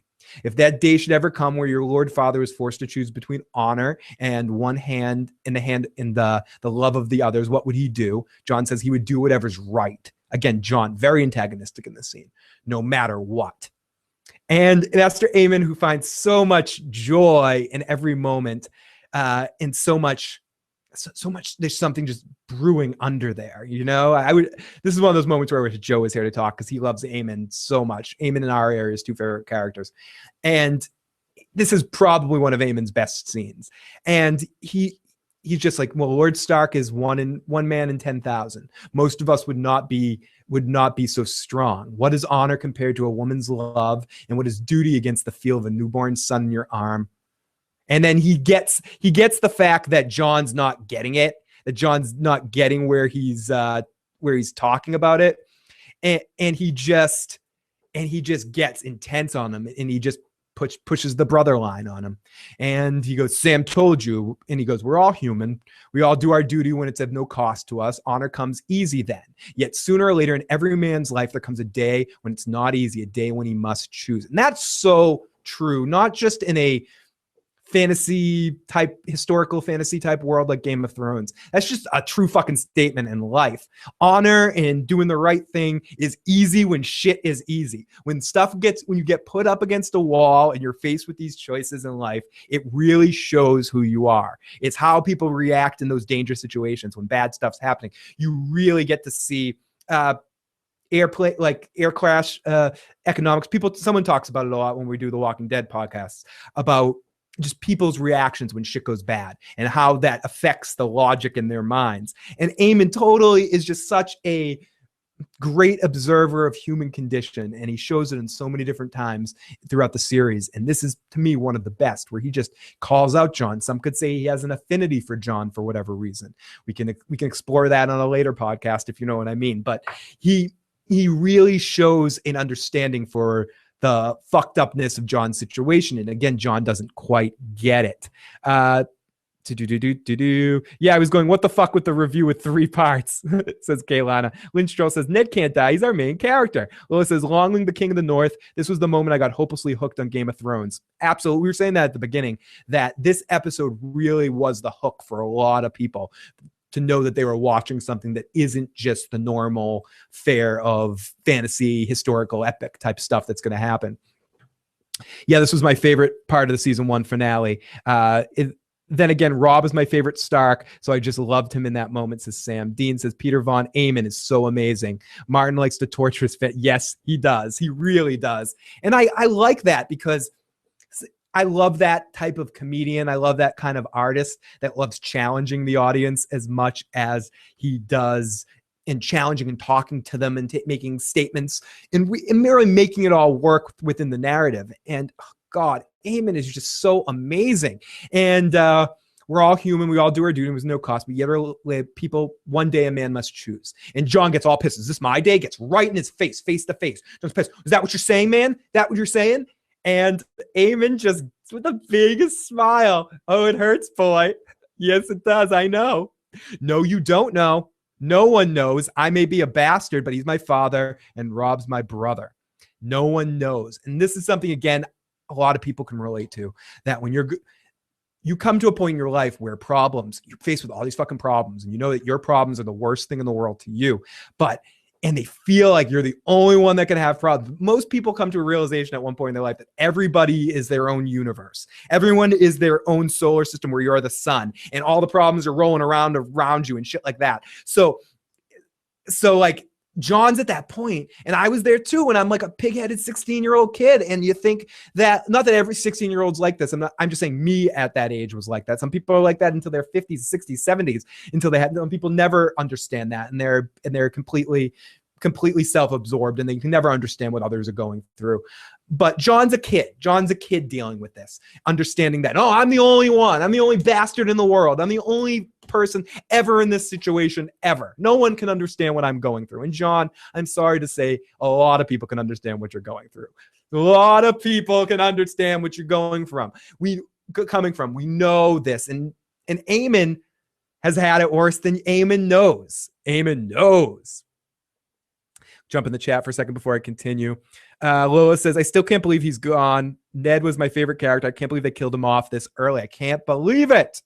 This is where we all say, fuck the king. Yep. Crit says, I was unspoiled this time. I already knew how the story would end with the Starks. So happy. Ned freed and disbanding the Seven Kingdoms, undoing the Targaryen Union. Kaylana, playing the show right now, sound off. I'm fine with everything, and I tire of people expecting cliche tropes. I won't be mad if Brienne up and dies or Jaime in season 6. Me neither. I figured the second season would end with a marriage, Dany and Robb happily ever after. I love that this show just, especially right from the bat, gives you these situations, these parallels, and really just it's so effective. And I just love this. I love this moment by Aemon. He just laughed. Gods were cruel when they tested my vows. They waited till I was old. Again, something that a lot of people can relate to. You don't get the challenge. You want to fight, but you can't. Your body won't, do it anymore. What could I do when the ravens brought the news from the south? The ruin of my house, the death of my family. I was helpless, blind, frail. But when I heard they killed... Wait, why am I saying this? I shouldn't be saying this. I should have him say it. Did you ever wonder why the men of the Night's Watch take their wives and father their wait, children? this is way early. So they will not love. Why? Love is the death of beauty. Yeah, why am I talking? I thought I had more of that quote, but I have that, and then I have this part. I will not tell you to stay or go. You must make that choice yourself and live with it for the rest of your days. God. Oh, as I have. Oh, now, oh my God. Now, it's just from a sound design standpoint, those were in the same two scenes. And listen to the music or the audio in this part. I'm not going to play them both all again. Did you ever wonder? It's so happy and whatever. And then just to lead into how it ends up going and how when Aemon gets into it. I will not tell you. When he goes, who are you? When I heard they killed my brother's son and his poor son and the children, even the children, just super intense. And that music that you heard at the end there just kicks in. And then Jon's like, who are you? My father was Maker, first of his name. Brother Aegon reigned after him when I refused the throne. And I was followed by his son, Aerys, who they called the Mad King. And he goes, you're Aemon Targaryen. I'm Maester of the Citadel, bound to service to Castle Black and the Night's Watch. I will not tell you to, And Jon is just in shock, and the music and the way the sound kicks in this scene, so freaking intense. It's huge, amazing, such a moment. One of my favorite moments in all of Game of Thrones happened right there in this episode, and it's not Ned Stark being saved at the last minute. It's not what happens to Ned Stark. It's ultimately this moment that is such a strong point. And I think it's the strongest point in the episode, maybe one of the strongest points of the season. It's just Aemon fucking dick slapping Jon Snow here with the facts of his life and being like, and I love things like that. I love movies or shows or things where it's things you don't expect. And again, watching this for the first time, not knowing anything, him just coming out of nowhere and being that kind of character when I didn't expect it, just grabbed me, goosed me like crazy. And I was just like, holy crap. I love this show, and I'm watching and reading everything that has to do with this show from now until turn. I mean, this was the moment for me. I figured this.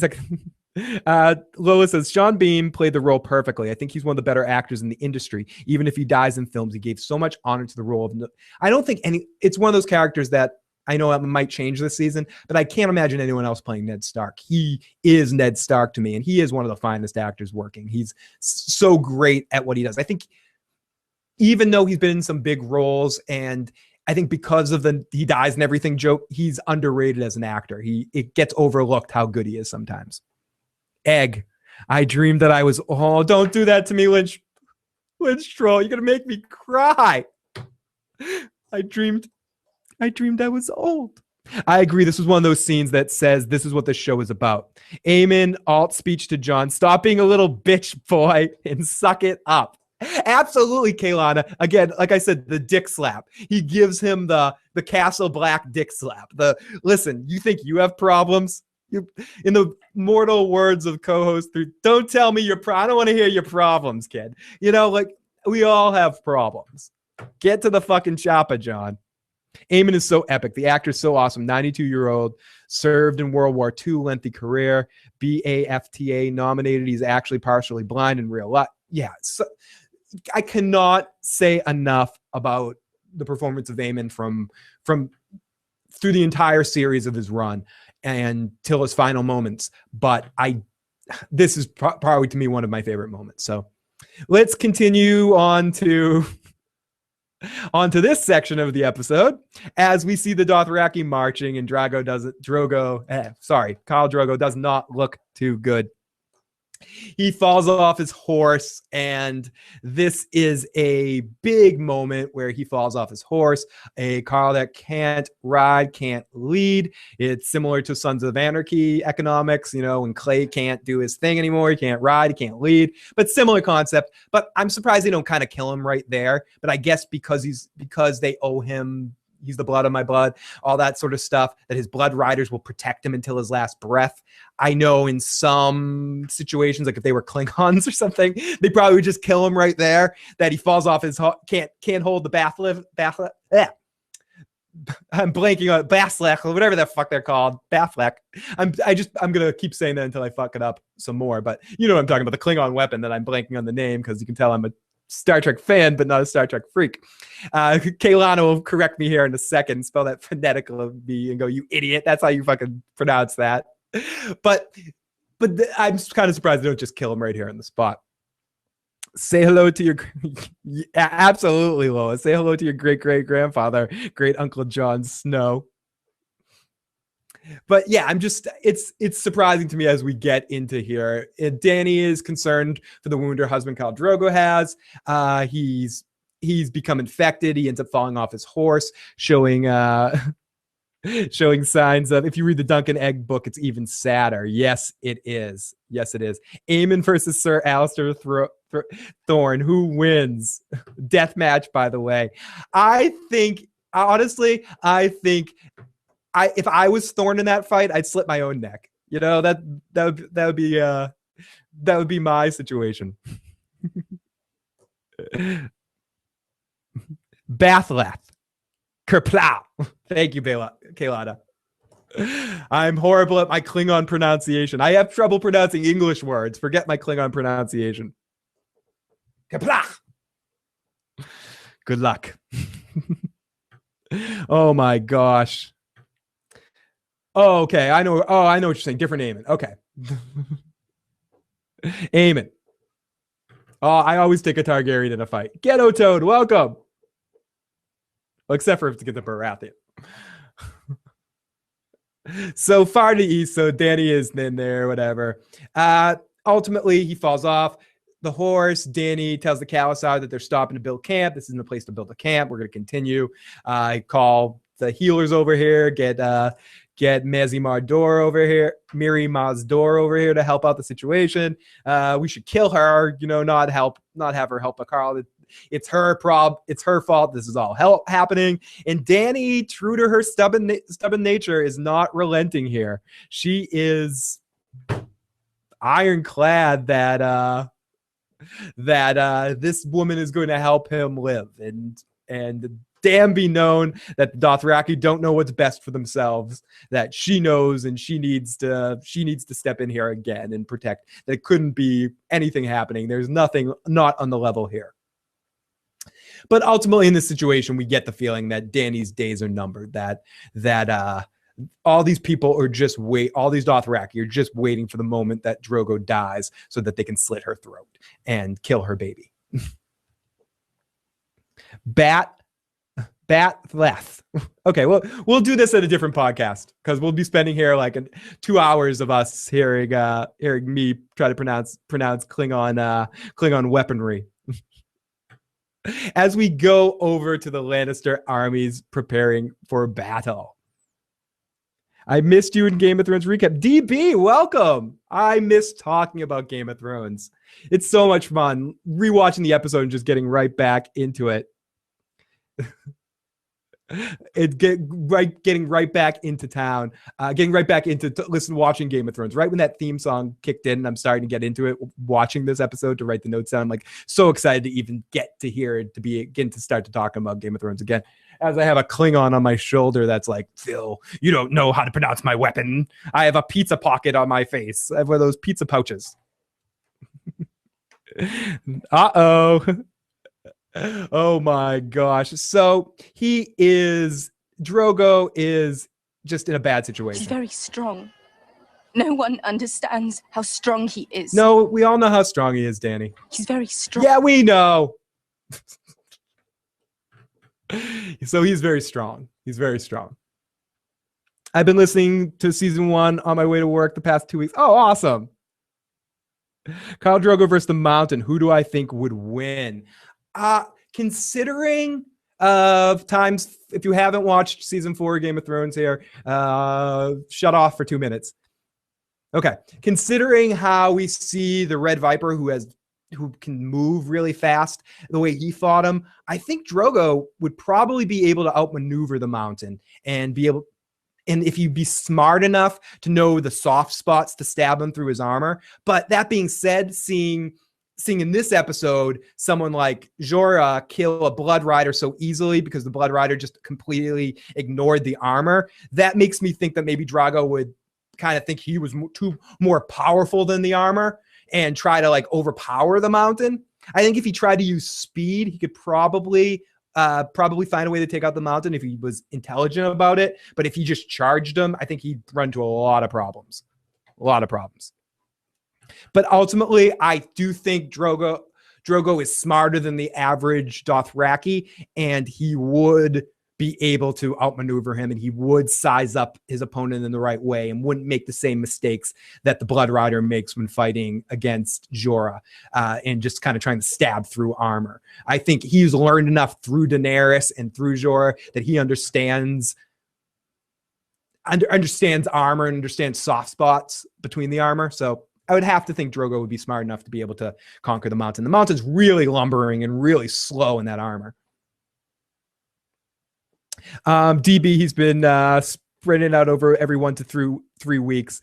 And I'm going to start trying to do it by, per Kaylana's math, try to start doing them every week if we can in one way or another. And hopefully have Joe join us as much as we can. But I want to start to really get through these Game of Thrones stuff and try to get a schedule on it and try to do it at least once every 1 week or absolutely at most every 2 weeks on the Game of Thrones until we can start to really get into it, because I'm eager for my full rewatch here.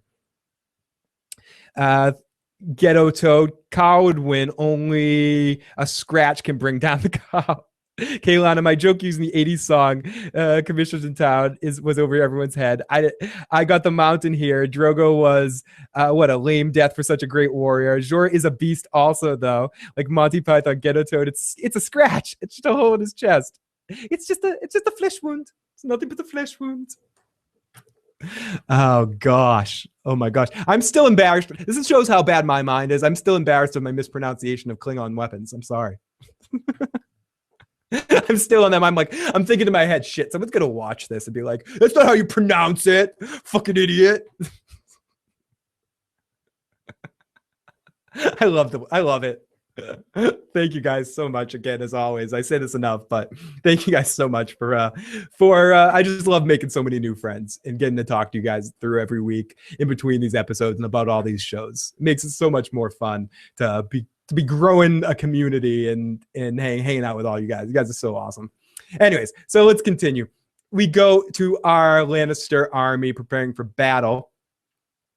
Tywin tells his son Tyrion that he's meaning to use the hill tribes to give him an edge against the Stark armies, essentially using them as Operation Shield, as he orders Tyrion to lead them from the front of the vanguard.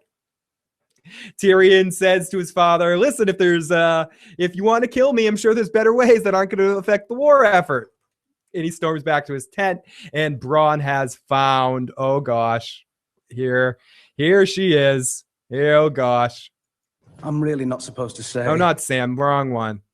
Who are you? Who would you like me to be? Yes. What did your mother call you? Shay. What did your mother call you?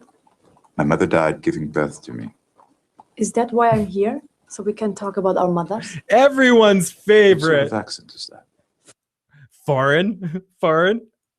As I said, I was young and stupid. Oh gosh. You're still young and stupid. Oh, it's a dun dun dun dun dun dun dun dun. Shay, dun dun dun dun dun dun. Oh, I'm gonna love Shay this rewatch. Oh my God, I loved her the first time. I'm gonna love her even more this time. We meet Shay, Tyrion's whore for now, and you were just a whore, nothing more. And this is where we meet her. Funny scene going back and forth between Tyrion and Bronn, though, where he's like, where'd you find one so pretty at this hour? I don't know. I stole her from next door. You know, I don't know what his name is. Ginger Cunt next door. Bronn and Tyrion right from the get-go. Loved seeing these two together. Can't get enough of the Bronn and Tyrion pair. They're really awesome. I kind of wish he stayed in the room and Shay left. But whatever. I really enjoy the two of them together. They're a lot of fun. And yeah, so Shay's Shay, and here she is. She fits in well with Tyrion's personality, says DB. Speaking of spoiler pictures, what the fuck is she doing in Marine Pictures? Interesting. Dean McKinley, Tywin is my favorite character by a mile. Charles Dance deserves an Emmy for his superlative work. I agree with you. He's another one that he's such a get. Like when they were talking about Tywin, even though he doesn't physically necessarily look exactly like I imagine Tywin, he is perfect. He is Tywin Lannister. He really is. Shay the funny whore and Tyrion were great. I love their bronmance. I love their Sam and Dean. I agree. Tywin is easily my top favorite character, along with Tyrion, Roose, Ramsay, and Oberyn. Shay was bad news. He's still young and stupid, like she said. Yes, and I'm not going to get into this too much because this isn't really my cup of tea, but if any people are curious of some theories about, there are other people that do theory videos that there's some information out there that this was all set up from the beginning, that Shay was hired right from the start, that all this stuff, whatever. We can get into that at a later date, but as we get more into the future of Shay, and when we eventually get into some character videos, once we can get through all these episodes, I want to do character breakdown podcasts. So we'll eventually get into Shay and talk more about Shay information. But go out there. Preston Jacobs does a lot of really interesting information. I don't necessarily agree with everything he says, but there's a lot of fun stuff that he brings up that make you go, And there's some interesting stuff that he has to say about Shay, and a lot of people have to say. So as I'm the Santa Claus from Miracle on 34th Street, come sit on my lap.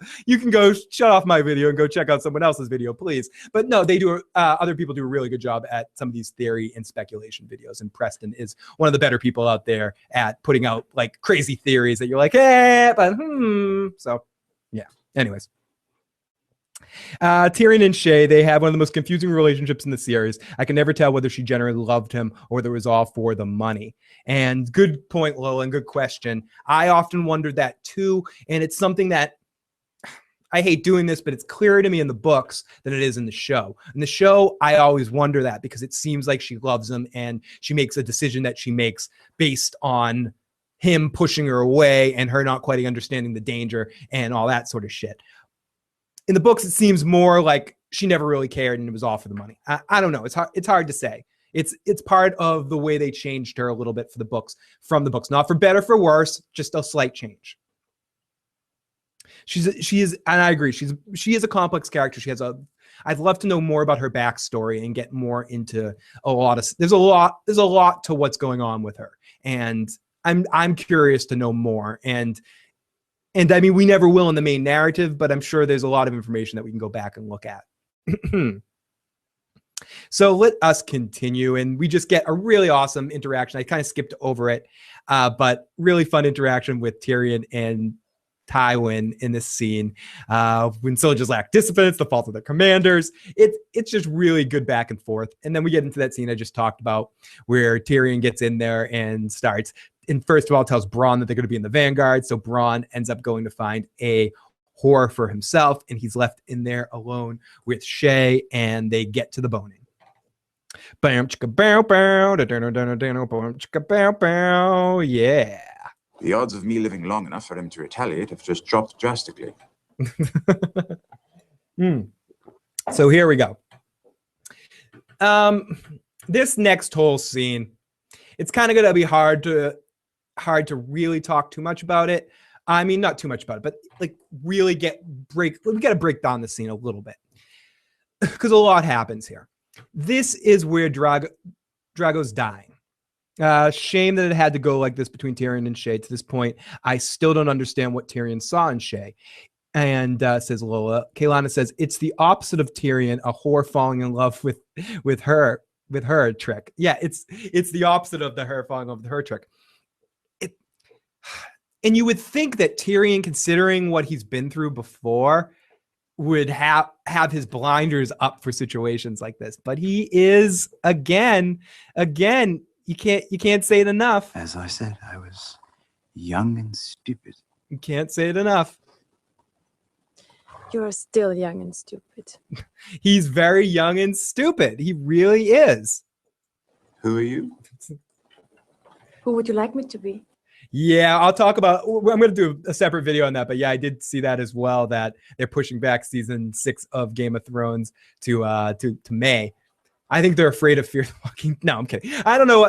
It's interesting that they're going to do that. I hope that they don't continue to push back every year like they eventually did with The Sopranos. The Sopranos did a similar thing towards the end of the last couple of seasons. Took longer to put out because they just took. I mean, if it's going to be about quality, I understand. But if it's just, oh, yeah, we can do this because HBO will let us do whatever we want now. So let's take as much time as we want. Who cares?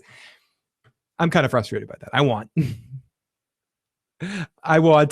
it to happen in April. I'm used to April. April's going to come around and I'm going to be pissed. So, okay. So we get to, Kurt says maybe somebody will pirate the first 4 episodes again. We can only fucking hope. Lois says, yeah, I was thinking that too. They fear the Fear of the Walking Dead. They want to get away from that stink. With the extra time, maybe we'll get an entire season. Yeah, sure. It'll still only give us 10 episodes. I mentioned this before, but anyone who's into Vikings is giving us like 12 to 15 episodes this season instead of that usual 10. So, okay, Drogo's dying, and ultimately in this scene, a few things happen. Drogo dies, and Dany freaks out, and one of her blood riders threatens her, or she basically saves Mary Mazdor's life one more time, and as Drogo's starting to die. He isn't dead yet. I'm sorry, I apologize. He isn't dead yet. He's starting to die, and she calls Mary Mazdor in to help her, and one of the blood riders is like, I'm gonna kill this witch. He's dead. He's dying because of this fucking witch, and I'm gonna kill you too once he dies. How do you like that?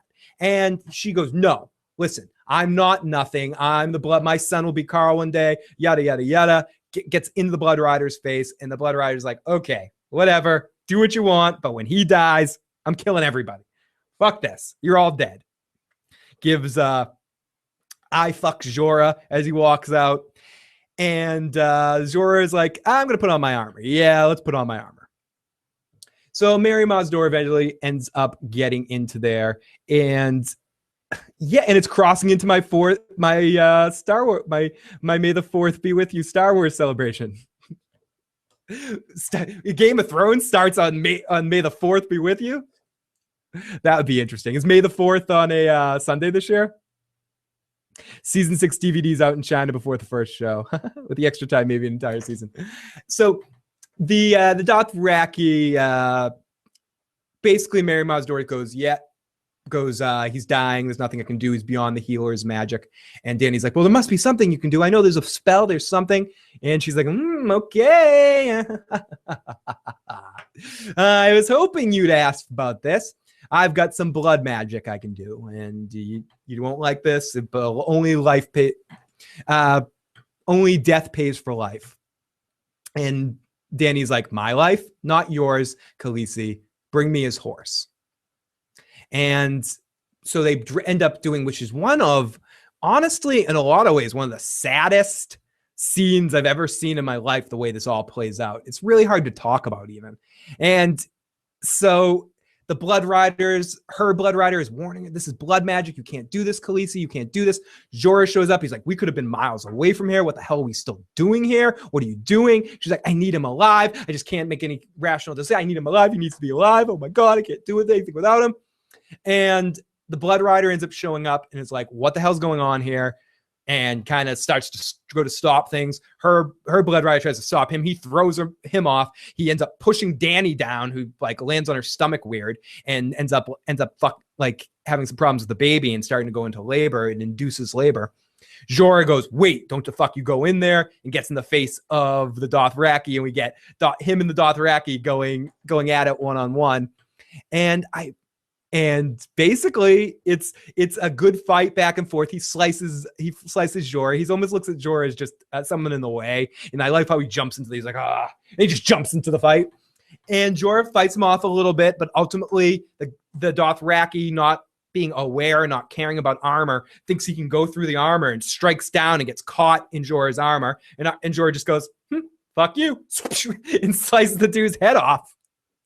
And then just takes over the situation. No other Dothraki seem to step in at that point because, again, they seem to have some level of honor in one-on-one combat. Like, he fought his fight there. They're not just going to gang rush him right there.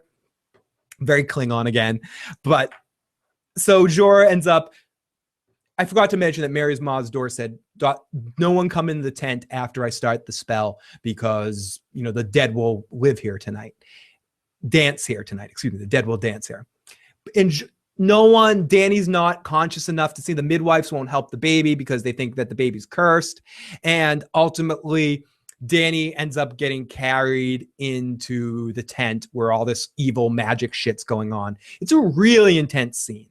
And there's a lot to it, and it's high tension, and you just knew something bad was going to happen. The big question as we have is, will everything be okay? Hopefully everything will be okay in the end. I'll see you later, Dean. Thank you so much for checking us out this afternoon. Blood magic sucks, says Lola. DB, blood magic never ends well. Lola says, the chanting scared the shit out of me. Me too. She started getting into like this was just a very intense, scary scene. And to go connected to the Aemon scene, just to talk about these different elements, and then when we eventually get to happening with our back and forth in the Lannisters camp and all the battle stuff we're about to get into. This episode just has, again, so much. I feel like I'm on page, just to get an idea for the notes, I'm on page 16 and I have 25 pages of notes, and we're already so much has happened in this episode. It's already, we haven't even gotten to, we talked a little bit about it at the beginning, where I'm glad we got Joe's thoughts on it at the beginning, but so much is packed into this episode, in these early episodes especially, compared to the later episodes, where there's a lot of things, but everything's just so interwoven so well in this first season. Poor horse. The noise they made were very creepy, says Lola, especially since she was calling on the demons. Yeah, this whole scene just scared the shit out of me. And yep. And so Dany gets carried in at the end of the scene, and that's what happens. So then we get into our drunk game between the kids. Damn you, woman! Are you immune to pain? Just used to it.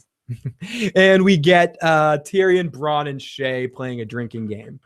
And it's, again, Shay is very interesting in this scene, the way she looks at Tyrion, the way she doesn't want to get into a game that talks about telling the truth. All those are red flags for some of the theories about Shay having her own agenda and wanting and having lots of secrets here. So it's just a funny scene between the three of them having a drinking game and eventually playing I Never. They start playing I Never, and they play a new game, a game that Braavosi Knife game. No, not Braavosi Knife game. Something he's good at. Tyrion's good at. And he's a good judge of character. Let's play a game. And we have a funny interaction with Bronn and Tyrion playing I Never. And then ultimately Shay, he kind of tries to play it with Shay, and she gets pissy about it and is like, now I want to play the game. and she basically pushes that Bronn heard that he was married, and he goes, it's a horrible story. You don't want to hear about my story. And Bronn's like, I'm pretty sure that me and Shay have worse stories than you. Why don't you tell me about the story? We want to hear what's going on. We want to hear what you consider to be a horrible story about what happened to you. And we finally get the story of his first wife that becomes very important later on, but doesn't get touched upon later on in the series. This is the only time we ever hear about this story. I'm going to read it. My brother Jamie and I were riding when we heard a scream. A girl ran out into the road, her clothes half torn with 2 men on her heels. Jamie scared away the men easy enough, while I wrapped her up in my cloak. She was too scared to send off on her own, so Jamie hunted down the rapers, and I took her to the nearest inn and fed her. Her name was Taisha. She was an orphan. She was hungry. Together, we finished off 3 chickens and a flagon of wine. Impossible scenes. I was accustomed to wine. Ultimately, we were married. I'm going to skip ahead. And not until my father found out.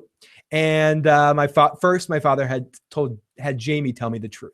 The girl was a whore, you see. Jamie had arranged the whole thing. The road, the rapers, all of it. He thought it was time I had a woman. After my brother confessed, my father brought in my wife and gave her to my guards. He paid her well, a silver for each man. How many whores command such a price? He brought me in to the barracks and made me watch. By the end, she had so much silver that the coins were slipping through her fingers and rolling onto the floor. It's worth mentioning in the books, he's the last one. And Bronn says, I would have killed the man that did that to me. And Tyrion just gives a look like, and Shay gets in his face about it. Well, you should have known she was a whore. What? He goes, I was 16, I was drunk, and I was in love. A girl who's almost raped doesn't have another man in her bed 2 hours later. As I said, I was young and stupid. You're still young and stupid. Really intense story. Amazing performance by Tyrion Lannister. Great speech and greatly written, greatly acted upon, and really intense, and tells you everything you need to know about Tywin right off the bat. I mean, I'm not sure if we see that Tywin yet, but it's interesting to know that that's the person that exists there. Critch says, as the car got sicker, it became clear to the show viewers and me that the witch was up to no good. But the blood magic scene was the first real undeniable point of magic in the show. Good point. Sam also says, yes, I agree. She was happy with him being a vegetable. I knew she was a bad person. DB says, well, I like Bronn in the books. I think he's amazing in the show. The actor does such an awesome job. He's another one. He adds so much to the character of Bronn. In the books, I do like Bronn, but he's not one of my favorite characters, but show Bronn is one of my favorite characters. He's the voice of the people in a lot of ways. Lola says, I have to admit, she was one of my least favorite characters. I'm sorry. It's totally different talent to be pornographic actress than a regular actress. I was just getting ready to ask if she was one of the actors who was from the porn industry. I couldn't remember. So talking about Shay. So she is. She's one of the porn actress people. Okay, so we continue. And again, thank you so much. And the horses, Kaylana mentioned before, the horses always suffer. In movies and TV shows, there's certain movies and shows that horses always are the ones to suffer. We talked about Braveheart a couple of times today. Braveheart especially. That movie could be subtitled Death to Horses. So we get the next morning where Tyrion is still sleeping and Bronn tries to wake his ass up. He's like, listen, we're gonna have a fight coming up here. You want to go have a fight? And he turns the very funny Tyrion moment. Peter Dinklage at his best here, where he just turns over to her and he's like, will you wish, what's he say? Will you weep for me if I die? And she goes, you'll be dead. How will you know? And I'll know, as Tyrion goes to battle. And he move out of the way. He gives a great speech. Tribesmen of the Vale gather around, Stone Crows, Black Ears, Burn Men, Moon Brothers, Painted Dogs. Your dominion over the Vale begins now. Onward, claim what is yours. As they all start yelling, half man, as Tyrion gets hit in the head as he runs, which is the show's way of doing two things. In the books, Tyrion fights in this battle, and he does well, pretty well. Also, it's the way of the show doing that, not have to show you a battle and saving up on some money, because you're doing it from Tyrion's perspective in the situation where he gets knocked out, he wakes up to Bronn carrying him or dragging him, which is a very good visual, by the way, of Tyrion waking up here, where Bronn wakes him up by saying, you're a shit warrior. I'm alive. Well, yep. Yeah. You're alive. Yeah. Did we win? Well, we wouldn't be having this conversation if we didn't. How'd our tribesmen do? And we see a visual of the tribesmen killing a bunch of extra soldiers. It's nice that they're all getting along with the tribesmen. And Tywin shows up out of the blue and it's like, oh, you're wounded. how you doing over there, Tyrion? Tyrion's like, oh, good of you to notice. And he's like, I hear we won. And Tywin's like, oh, the scouts were wrong. There were only 2,000 Stark bannermen, not 20,000. And Tyrion, who just got hit in the head, so who's not quite thinking straight, it's like, oh, at least do we get Robb at least? And Tywin's like, no, he wasn't here. And Tyrion's like, well, where was he? And Tywin goes, well, he's with his other 18,000 men. I thought you were smarter than this, stupid. It's almost implied in the way Tywin speaks to him here. He goes, I thought you were smarter than this. With his other 18,000 men, you dumb dwarf. It's so funny, Tyrion getting knocked out, though. And it's one of those moments with the show saving, as Kaylana said, it's really a funny moment.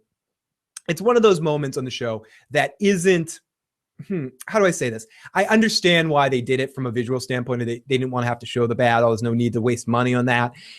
And it works. I don't mind changes. I don't mind when they do things like that from a television standpoint, when the murder happens off screen so they don't have to show it. Sometimes it's more effective. And I think in this way, because let's just say one of the things that's sort of unrealistic in the book, Tyrion, not to get too far down that rabbit hole, but Tyrion has acrobatic skills and can jump around almost like Yoda in the prequel movies, like when he's fighting. Like Tyrion has like immense like acrobatic fight. Like, so going out your way, and I know they didn't add that to this character, but we don't need to see Tyrion in battle. We don't actually physically need to see Tyrion in battle. We eventually get to that point in the series when it's necessary. But here at this moment, it's more important. I think it's funnier the way that they did it and showing how he is a shit warrior and has no skills in this point. I don't mind some of like little changes like that I think were kind of weird in the book. I don't like that Tyrion's like somewhat of a good fighter in it doesn't, I don't know. Not that I don't like it. It's just, it's weird to me, some of the stuff that they do. And Tyrion swoops in, does a double backflip, and lands on his feet right next to Jon Snow. Hi, Jon Snow. Things like that.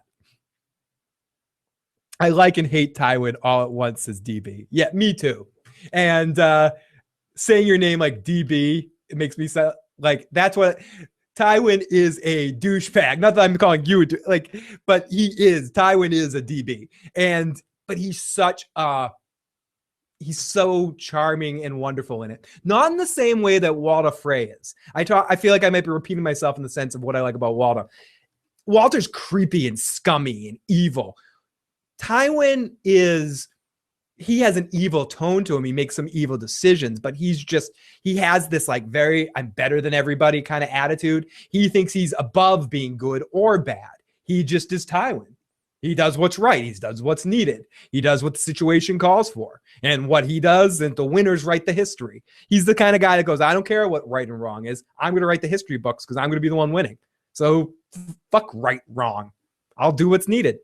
You need me to kiss Robber's ass for a while? I'll kiss his ass and then go to Casterly Rock and hide my ass out there until, it's an opportunity to take advantage and further my family's interests. My daughter's there. My kids will be kings. My grandkids will be kings. Done deal, Yes, like a Chinese martial art doing a drunken monkey form. Yeah, and Tyrion's supposed to have these like super hanging from his tails. Suddenly Tyrion grows a tail and flips around, and he's doing Jackie Chan drunken master fighting. I don't know. He just has he's supposed to be more skilled than I buy. I like Tyrion being someone whose only weapon is his mind, not his best weapon is his mind. So yes, great scene between Tywin and Tyrion. These last couple episode scenes with them, since they've come together, they are really one of the highlights of the series as a whole. Any scene that you get with Tyrion and Tywin, it's two actors that obviously love working together and love playing off each other and just verbally spar, partially because he's the only one in his family Tywin feels like is on an intellectual level with him, even though he has utter disdain for him. So it's interesting to see both those things coming through. Same with Tyrion's absolute hate for his father and a begrudging respect for everything his father does and fear. And both actors are strong enough to be playing both things at once. So it's really amazing to see the two of them work off each other. Tywin did shit out of luck. What a shit way to die. We're going to see if that Tywin Lannister really does shit gold. Okay, so we cut over to Catelyn and Roderick Castle waiting in the woodlands as they hear the sound of battle. Suddenly, Robb returns from the battle with his guards and Jaime Lannister as a prisoner himself. And Jaime is hilarious in this scene. He's like, oh, yep. Kingslayer, he took down 10 of our men. We should kill him already. And no. This is one of the parts of the battles I kind of wish I saw again with Jaime, because I'm a Jaime fan. I like to have seen Jaime kill 10 people. I would have liked to visually see that, just because I like watching Jaime fight. I feel like we got too little of that when he had two hands. I would like to see a couple more examples of him destroying people, just to give a big, I don't know, just to give a little bit more of an epic lead up to what eventually happens. Because we only see him fight against Ned, which is inconclusive, as Joe will say, even though I think Jaime was going easy on him because he didn't want to kill him.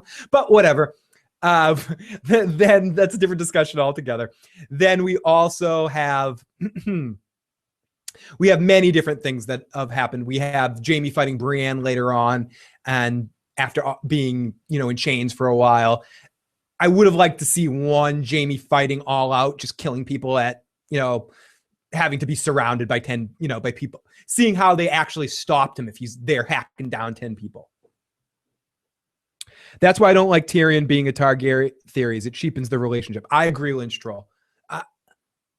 I hear those theories and I understand them. I think it makes, I would say this, it makes their relationship stronger if that really is Tywin's son. It also adds different dynamic if it isn't and it's just his wife's son. I mean, I think both things are relevant. I personally agree with you that I think it's stronger this way, but I could also see the argument that some people make where it is also strong that he has had this undying hatred, but because because the wife is a Lannister, because he loved his wife so much and her wish was like protect him, he is her son no matter what, that he was sort of forced in his own guilt, in his own connection to whatever his happiness was, to deal with Tyrion his whole life and always protect him on some level, to the point at the end when he's like, do you think I will really kill you? I would have sent you to the Black. I would have done this. I would have done everything I could to protect you from Cersei. And whether you believe him or not, you can believe him or not, but it's interesting to note. Excuse me. Note that Aemon laughed at Jon when Jon said he's my father. And welcome, LaDonna Louise. I agree with that. And I was saying that at the time where Aemon's very, very friendly and takes a very vested interest in telling Jon about his life, about Aemon's life, about sharing that information with Jon and making sure that he can relate to him and knowing that I can relate to you the way that an great uncle would do to a youngling in the family. Yeah, I heard in the commentary that they made up the hide the wine from Tyrion game on. Yes, that Kaylana was saying something about the best scene was the time we taking the wine away from Tyrion was a Dance and Dinklage thing put together. Yeah, that the two of them actually, I want to say in the commentary they said I don't need the director. Or it might have been George R.R. Martin's commentary because it was in the episode he wrote. He goes, I don't even know what they were doing. No one told them to do that. They just sat down and did that. That was just something that, like Kaylana was saying, was completely on Dinklage and Dance's part that they just made up for the moment. I rather the whack Jaime Cersei were Targaryens and Tyrion being married to a cousin is more likely to get a dwarf or genetic issue on a son like Tyrion. Yeah, absolutely. The fact that maybe Jaime and Cersei are not his complete kids is a different story. And then the Targaryen connection because they have an built-in incestual relationship, and that the fact that a lot of people don't realize that both that Tywin and his wife were first cousins, I believe. I'd rather the whack. Apparently, Sam, not Eamon. Yes.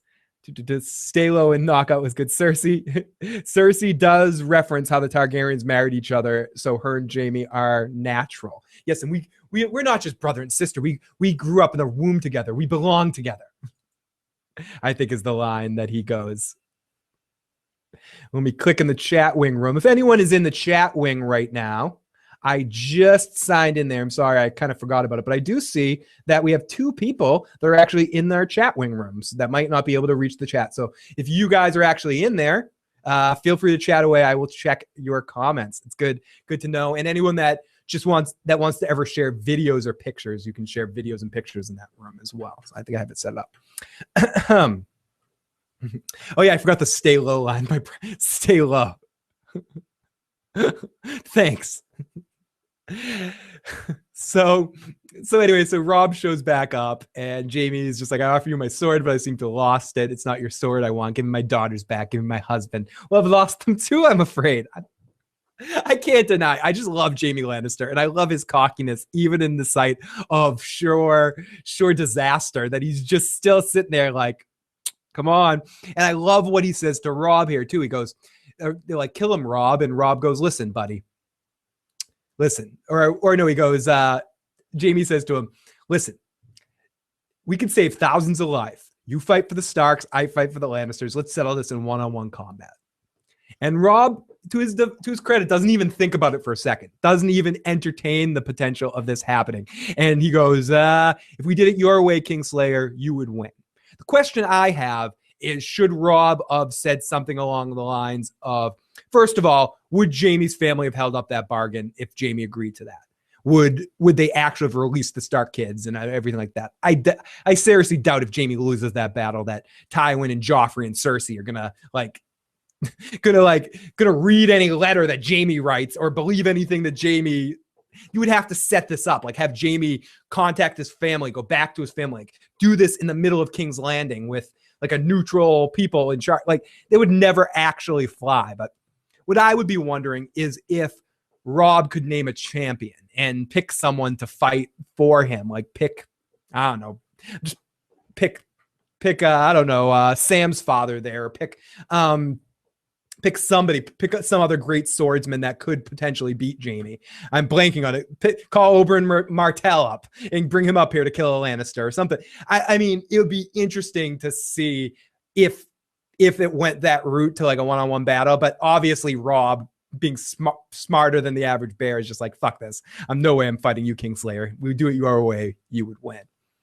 And Robb gets kind of, I sent 2,000 men to my grave. Farcloud, welcome back. Kaylana, Jaime was a young Barristan. Sell me, Sam.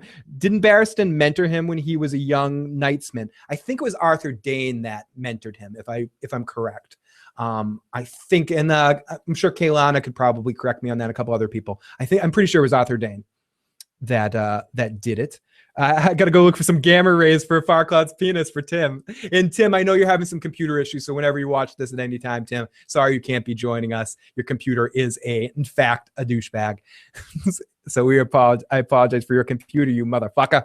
Could Robb pick Ned?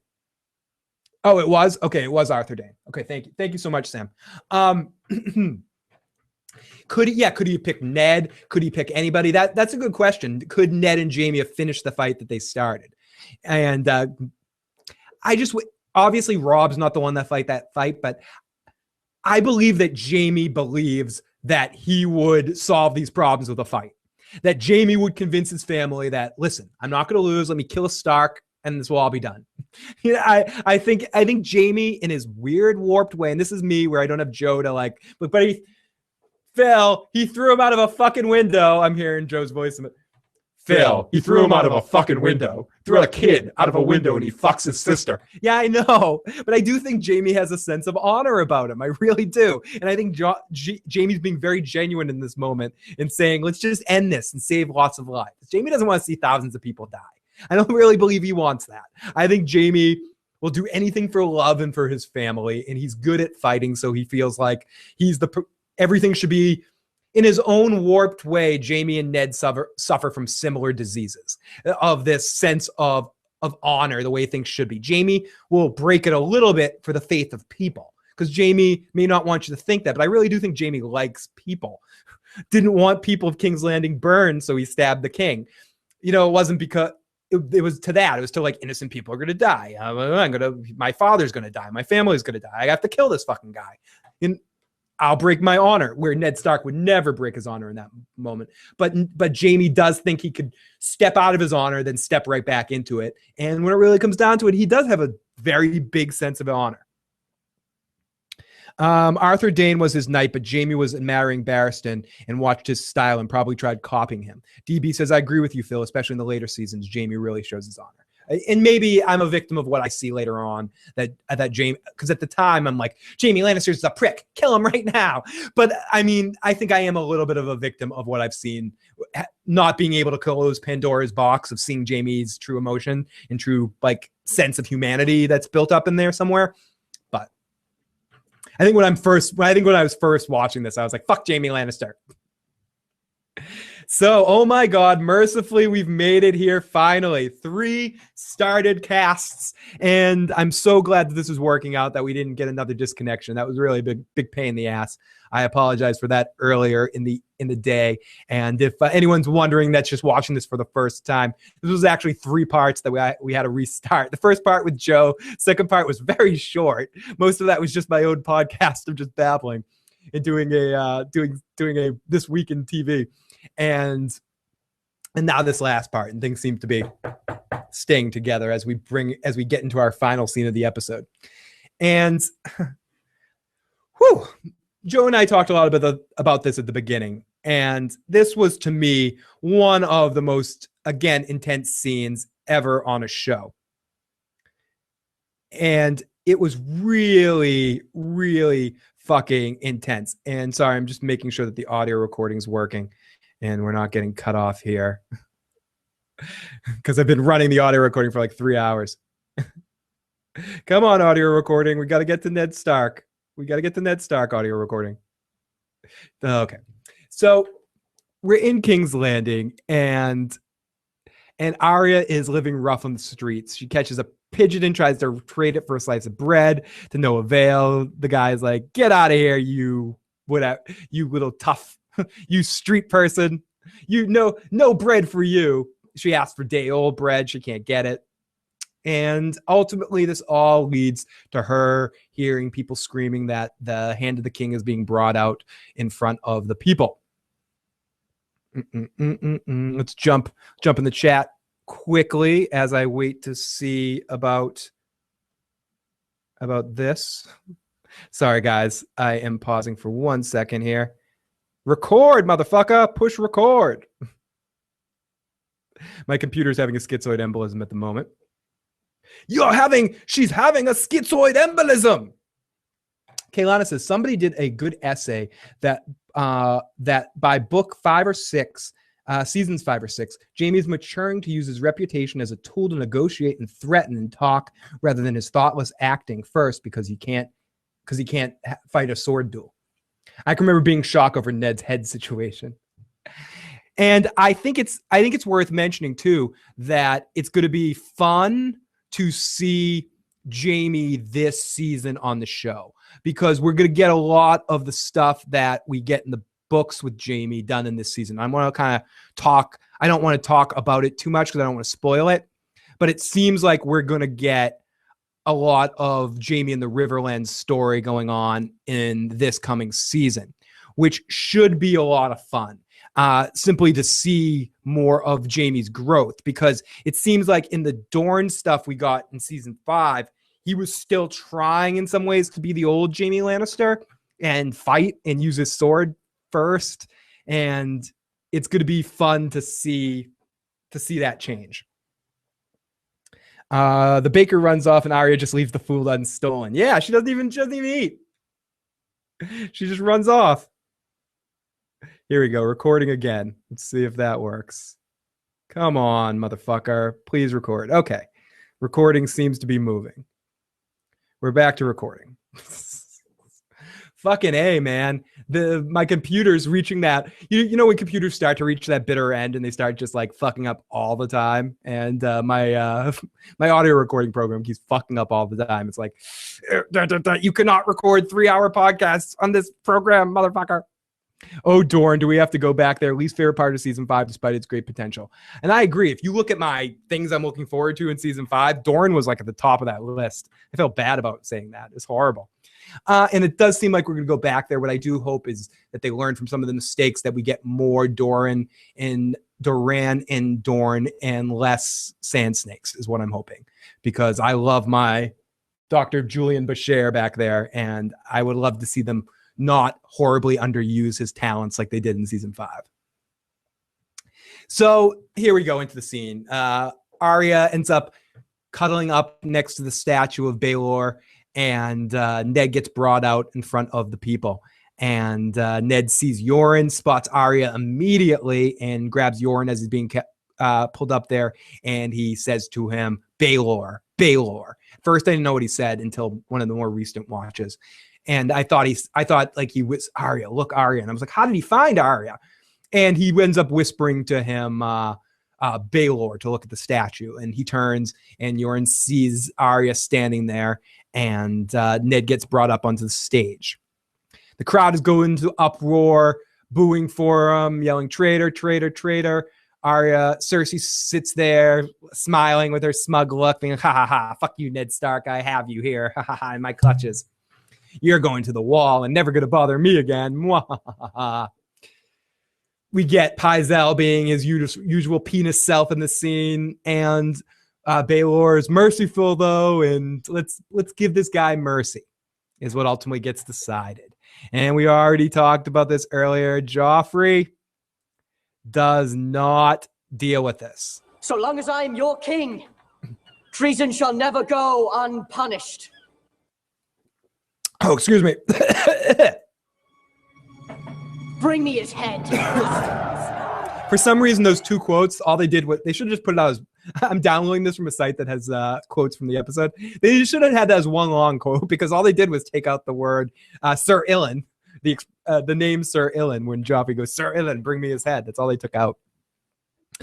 And once done, save everything and just shut down, restart your computer to clear the cache and memory clogged and slow things down, clean your hardware and temporary files. Thank you, Kaylana. I'll absolutely do that. It's probably just that. Like, I didn't shut down my computer last night and it was on all night, so I probably just need to, reset everything, and that's why it's freezing up a little bit. Or sometimes it's as simple as just starting a new file instead of just erasing and constantly opening the same file and editing on it. A little inside the podcast, but whatever. These peasants in King's Landing always seem to be low life bloodthirsty bastards. DB says, I wasn't shocked in the show because I knew what was happening, but when I first read this chapter the first time, I was like, what the fuck? Lynch Troll asked, what do you think would have happened if Ned went to the wall? Would he have stayed there, gone back to Winterfell to call the Bannermen? Okay, so I'm going to save that question, but I'll answer that question in a second. So we all know what happens here. Ned's head gets chopped off. The episode ends right as Ned's head gets chopped off and everything goes to black. We talked about this a lot at the beginning, and as the end of the episode, the birds flying off as Arya, don't look, boy, you're right on a smart boy. Joe's favorite part. And she ends up watching anyways, and we see the birds flying over. It's awful, and it all happens. And everyone's in shock. Varys is in shock, Littlefinger's in shock, Cersei's in shock, and no one can deal with what's going on. And Ned is the only one who's very accepting and lets it happen. Or it doesn't, he doesn't have a choice in the matter. Would Ned have stayed at the wall if he had gone to the wall? Would Mormont have forced him to take the vows just on an order from King's Landing? Or would they have let him just go back to Winterfell? That's an interesting question in the sense, like, was Yoren there to take Ned Stark? Did Cersei call Yoren there to be like, take this prisoner to the wall and make him take his vows? Once they got into the north, I doubt Ned would have been forced to take his vows. Would they have sent guards with him up into the wall and made him do it? But I don't know if maybe Ned's honor bound by his sentencing and like a shapeshifter. Like if Odo was a prisoner, Odo would stay in the prison even though he could get out of it. Odo is a shapeshifter from Deep Space Nine. But so those of you who are like, Odo, what the fuck are you talking about?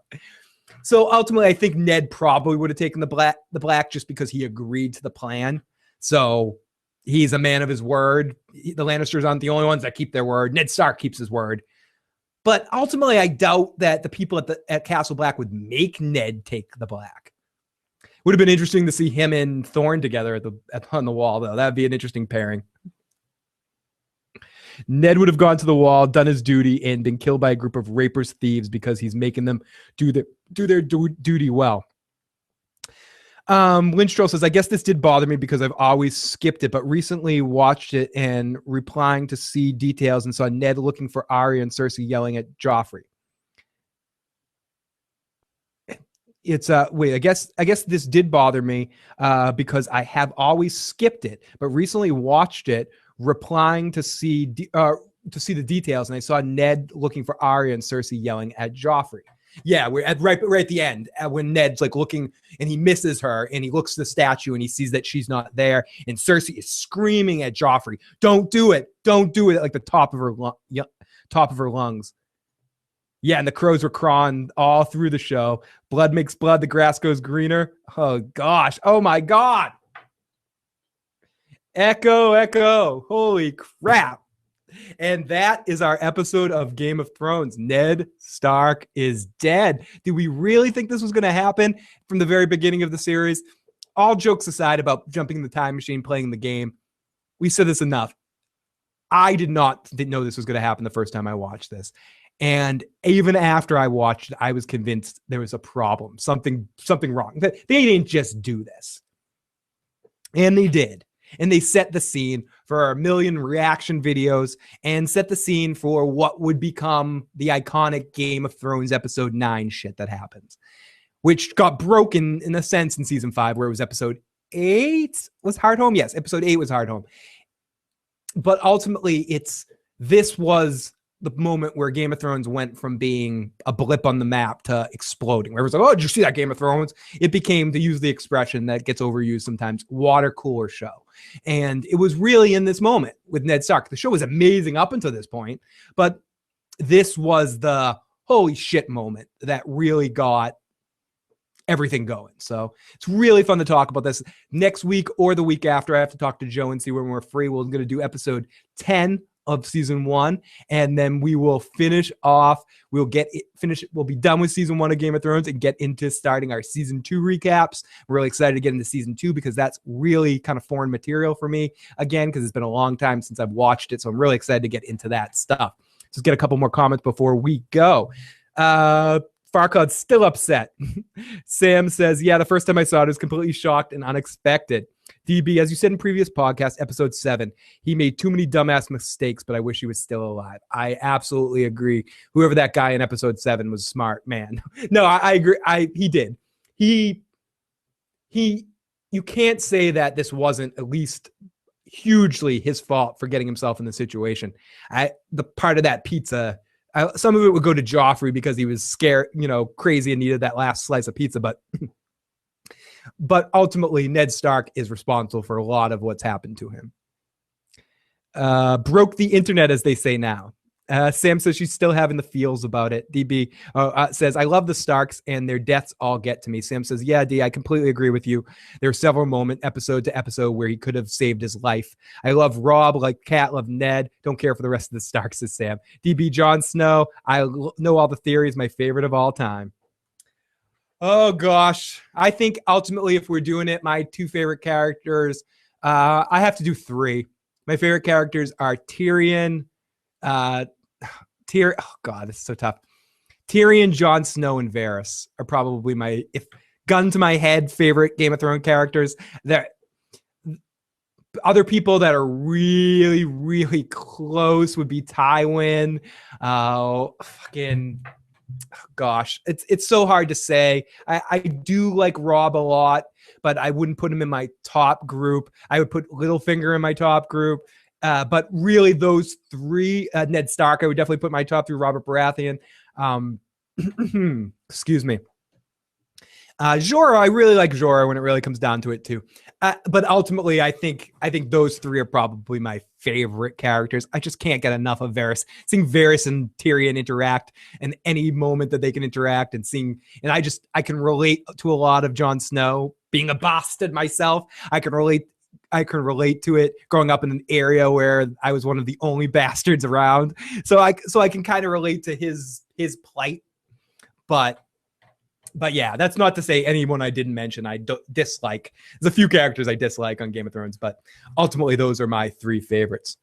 And I did read your post about that, Firecloud. Lynchstro says Tyrion season 1, Barristan and Jon. Oh, that wedding that's coming up in season 3. I can't narrow it down. That's why I have 5, says Sam. Kaylana, bye. Catch you to gab a few minutes and reviews of shows I don't watch. See you later, Kaylana. Talk to you. Thank you so much for coming back for our Game of Thrones, and thank you for all the talk back and forth on Twitter and the Deep Space Nine, the Fallen help. I can't wait to get into that and checking that out and watching some of those videos. It's really awesome to get to talk to you every week. Phil is a Targaryen. Oh, possibly. I hope I can. I hope I am the dragon. Don't awake the dragon, guys. Don't.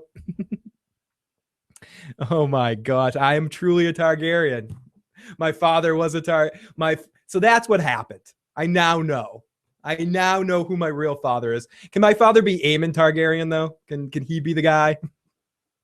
Can he have, before he took his oath, a tryst he had with my mother? If you had to join what house would I pick, CDB? Probably the Tyrells or the Dorn or the Martell house, simply because the Dornish or the Highgarden Weed would probably be close. But realistically speaking, I House Mormont would be interesting, I think. It's cold though. Bear Island's very cold. So I would probably, that's why I'm saying Highgarden or Dorne too, because I'm like even though I live in Boston, I really hate the winter and I hate the cold. So I'd probably want to stay out of the north if I had choice. So I'm gonna go with Highgarden because that describes me the best. So everybody, I guess this is as good a time as any to call this a day. Well, let me rewind that to the beginning so I have a whole. Everybody, thank you so much for joining me today, joining us. Thank you to Joe, who joined us in the early part of the podcast. And thank you, everybody that's joined us through the 3 podcasts. I'm going to take down all these videos. None of these will be posted right away. I'm going to take them down and then try to put them all together and edit them as soon as I can. And then upload it all as one big podcast as soon as possible. And hopefully the audio recording will work as well. And hopefully we won't have technical problems next time. It seems like it's not necessarily the rule, but occasionally we have these technical issues. So it happens. Everybody, thank you so much. If you want to reach me, you can follow me on Twitter at IGotIssuesMan. Tweet me over there. You can find me on Facebook if you search The Issues Guy or Friends of the Issues Program or Phil's Recap and Review. You can check out our Chatwing chat room. Chatwing / IGotIssuesMan for anyone that can't get into the chats. You can always reach us in the the Google community that we have going on. It seems to be growing. A lot of cool conversation going on in there. You can always call and leave voicemail, 781-990-8509. Find the links to the audio feeds in the description box below as well. Lots of other fucking ways to find us. If you haven't already, you enjoyed this video, I guess it doesn't matter. But when you watch it as a whole, when you see me post it, comment on it and like it. Because it really does nothing if you like this one. Because this is just going to get deleted soon. But I appreciate that. But keep an eye out for the video being posted later. And if you're watching this video at this point and you've enjoyed this and you haven't already, please hit the subscribe button so you can figure out when we go live and when we do all of our shows. And you can join us and join the best chat in the world. And all of our good friends always in here discussing, whether it's 220, 200 of you. It's always so much fun getting to talk to you guys and getting to enjoy all these shows with you. And I do know, I did hear what you said, the Reed theory, Farcloud. I'm running out of music time here, but I do think that's an interesting theory, and I think it makes a lot of sense considering how close their father was with Ned and how he has so much of a connection with that. That could be a description. I think the R plus L equals J thing is too simple, and everyone knows about it, so there needs to be some variations to that. So I do think it's interesting that all this other stuff's coming out. And I could absolutely see that being a thing. I do hope Howland Reed and the Reeds have a lot more to play in the end game of our story. Love all of you. Talk to you soon.